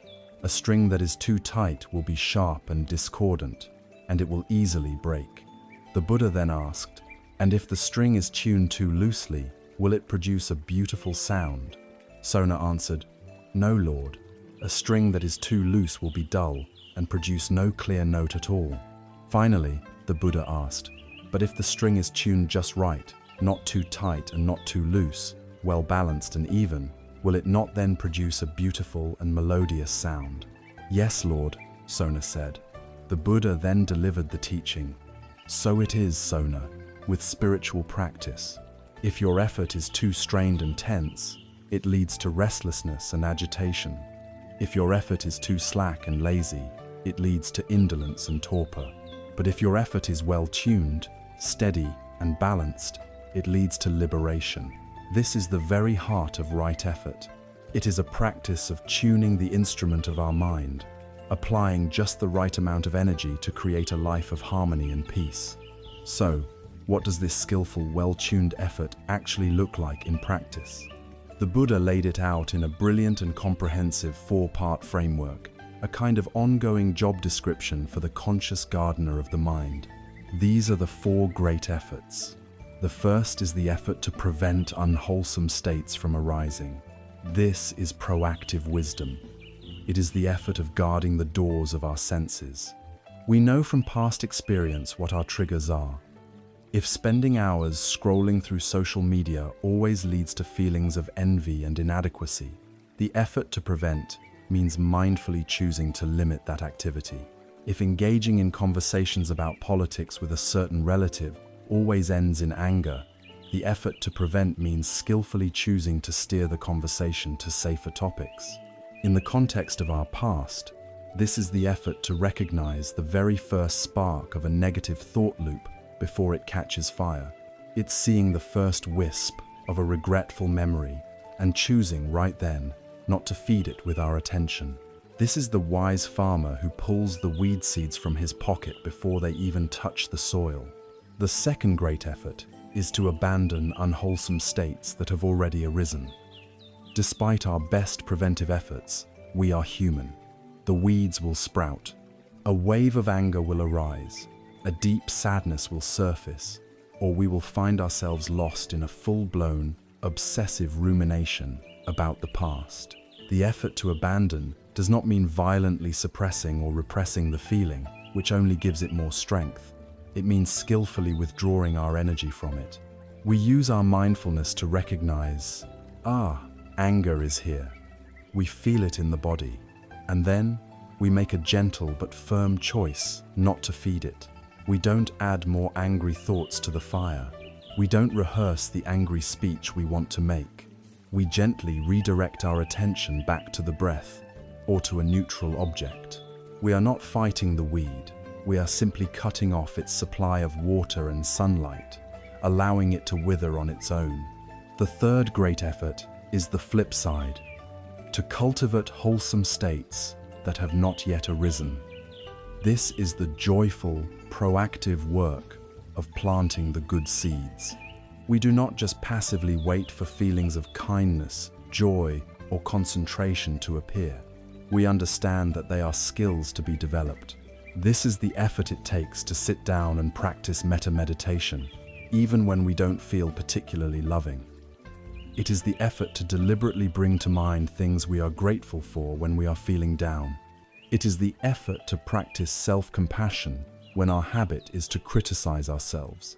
At first, this might feel artificial, but with consistent practice, we are carving new, wholesome neural pathways in our brains. We are making it easier and more natural for these beautiful flowers to bloom in our garden. The fourth and final great effort is to maintain wholesome states that have already arisen. This is a subtle but crucial skill. Often, when a moment of genuine peace, deep concentration, or selfless joy arises in our practice or our daily life, our immediate reaction is to grasp at it with excitement. We think, oh, this is it, this is the feeling. And in that very act of grasping and conceptualizing, the delicate state shatters and disappears. The effort to maintain is the skill of learning to rest in a wholesome state without clinging to it. It is savoring the warmth of the sun without trying to clutch the sunbeam. It is the ability to let peace permeate our being without creating a story around it. It is learning to be a good host to these beautiful inner guests, allowing them to stay for as long as they wish without making them feel uncomfortable with our desperate need for them to never leave. This fourfold practice is not about a single, heroic act of will. Its power lies in its gentle, unwavering persistence. A powerful metaphor for this is the action of water on stone. If you look at a single drop of water falling on a large granite boulder, it seems to have no effect whatsoever. 100 drops, 1,000 drops, still nothing. It can feel discouraging, as if our small, daily efforts are achieving nothing against the hard stone of our conditioned habits, especially our deep-seated tendency to cling to the past. But if you return to that same spot after 100 years, you will find a groove worn into the rock. And after 1,000 years, the constant, gentle dripping of the water will have worn a hole right through the stone. Our right effort is like that water. One day of practice may not seem to change much, but the steady, patient, daily application of this gentle effort, the constant prevention of negative thought loops, the constant abandonment of resentment, the constant cultivation of kindness, the constant maintenance of peace will, with absolute certainty, transform even the most stubborn and ancient of our mental patterns. This understanding fosters the patience and endurance that are essential for a lifelong path. This is not a sprint, it is the persistent, flowing journey of a river making its way to the sea. And as we continue, the practice itself becomes its own reward. The effort becomes joyful as we feel ourselves becoming lighter, kinder, and more free. This well-tuned, persistent, and joyful energy is the engine that drives the entire vehicle of the path. But this energy is not applied randomly or without direction. It has a very specific and crucial focus. All this effort, all this energy, is directed toward one primary goal: to develop the mind's capacity for unshakable presence and penetrating insight. The energy of right effort is what fuels our ability to remain mindful and to deepen that mindfulness into states of profound calm and clarity. This brings us to the final, culminating section of the Noble Eightfold Path, the two factors that constitute the training of the mind itself, the practice of right mindfulness and its fulfillment in the deep peace of right concentration. We have now walked the great arc of the Noble Eightfold Path. We began with right view, finding our true map of reality. We cultivated right intention, setting our inner compass toward freedom. We purified our outer lives through right speech, right action, and right livelihood, creating a vessel of integrity. And we learned to power this vessel with the balanced and joyful energy of right effort. All of these 7 preceding factors now converge, flowing like great rivers into a single, vast, and tranquil sea. This is the 8th and culminating factor of the path, Samma Samadhi, or right concentration. This is not another effort we must make, but the natural and beautiful result of a path well walked. It is a state of profound mental unification, a deep and blissful stillness that is the ultimate refuge from the storms of the world and the final release from the ghosts of the past. It is in the deep water of right concentration that the mud of our history finally settles, leaving the mind pristine, clear, and capable of reflecting the truth of reality without a single ripple of distortion. To understand right concentration, it is essential to see it not as an isolated technique, but as the pinnacle of a holistic system. One cannot simply decide to be concentrated in this profound way without having done the foundational work. Imagine 7 rivers flowing toward a great lake. Right view and right intention act as the gravitational force, ensuring the rivers flow in the correct direction toward the lake of liberation. The ethical practices right speech, right action, and right livelihood are like the riverbeds themselves. By practicing them, we remove the sharp rocks of guilt, the dams of remorse, and the snags of dishonesty that would make the water turbulent and slow. A mind agitated by unethical conduct cannot settle. Right effort is the inexorable forward momentum of the water, and right mindfulness, which we have cultivated all along, is the strong, unwavering banks of the river, preventing the water from dissipating into 1,000 distracting, muddy streams of thought. When all these factors are working in harmony, the water flows smoothly, powerfully, and purposefully, and where it gathers, it naturally becomes deep, still, and clear. This is samadhi. It is the fruit that grows on the healthy tree of the entire Eightfold Path. It is also important to distinguish this profound state from the ordinary concentration we use in daily life. A sniper peering through a scope has powerful concentration, but it is yoked to an intention of harm, so it is not right concentration. A scientist absorbed in a complex problem has concentration, but the mind is still active, analytical, and effortful. Right concentration is a state of profound unification, known in Pali as ekaggata, or one-pointedness of mind. It is a state where the mind gathers itself so completely around a single, wholesome object of meditation such as the breath, or a feeling of loving kindness, that the background noise of the world and the inner chatter of the mind simply fade away. The usual sense of a separate self who is doing the meditating begins to soften and dissolve. There is just the knowing, and the object of knowing, unified in a single, luminous field of awareness. This is not a state of dullness or sleep. It is a state of incredible vibrancy, clarity, and profound, restful peace. The most powerful metaphor for this process is that of a lake filled with muddy water.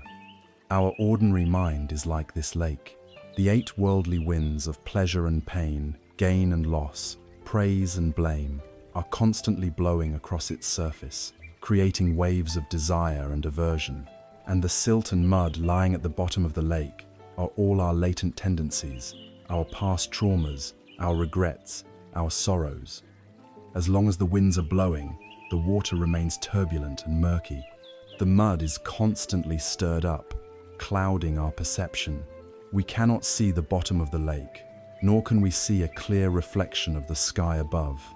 The practice of the Eightfold Path is the systematic process of calming these winds and allowing the water to clear, The ethical trainings stop us from throwing more rocks and dirt into the lake.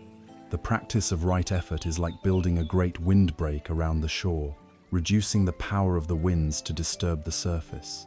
The practice of right mindfulness is like patiently waiting, watching the water without stirring it up further. As the winds die down, a natural process occurs. The heavy particles, the mud and silt of our past, slowly begin to settle.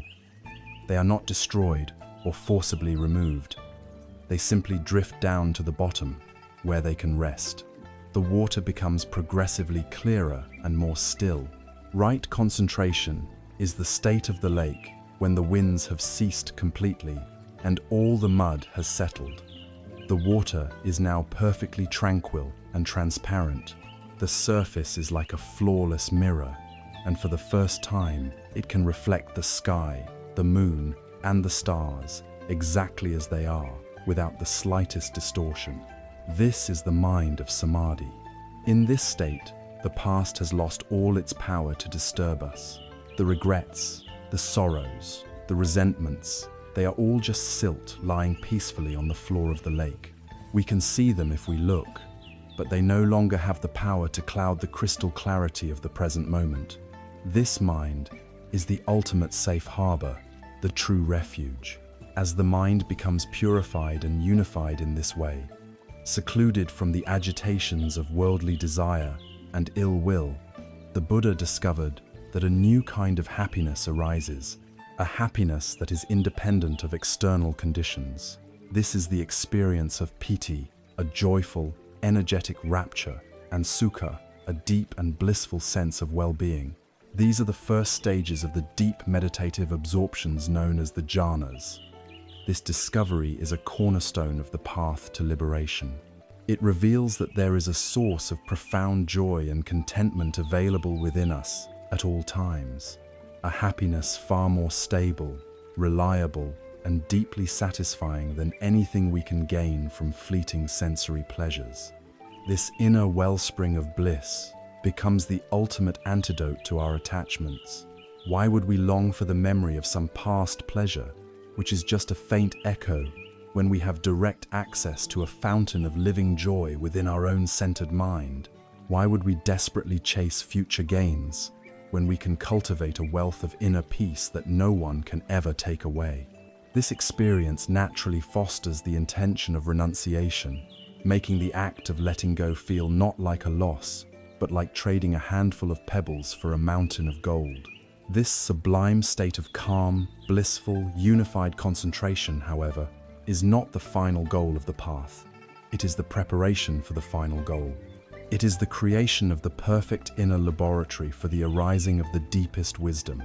A mind that is shaky, agitated, and distorted by clinging cannot see reality clearly. But a mind that has been rendered perfectly still, clear, and luminous through the practice of right concentration is the ultimate instrument of insight, or vipassana. It is from this stable, silent platform that we can turn our awareness to investigate the nature of experience itself. And in the unwavering light of this concentrated mind, we can see directly and with irrefutable certainty the truth of the three marks of existence in every single thing that arises. We see that it is all Anicca, impermanent. We see that it is all Dukkha, inherently unable to provide lasting satisfaction. And we see that it is all Anatta, empty of any solid separate self. This direct, penetrating insight is what cuts the final, deepest roots of ignorance and attachment. It is the wisdom that liberates. Right concentration is what sharpens the blade of wisdom to an impossibly fine edge, allowing it to sever the bonds that have kept us tied to suffering and to the past for so long. It is the profound stillness at the very heart of existence from which the final dawn of liberation can break. We began our journey together in the quiet desperation of 3 a.m, with a mind held captive by the ghosts of its own past.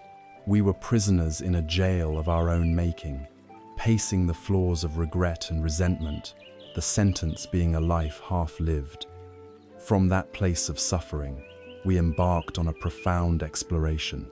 We first sought a diagnosis for our condition and found it in the first noble truth of dukkha, the inherent unsatisfactoriness of clinging to that which changes.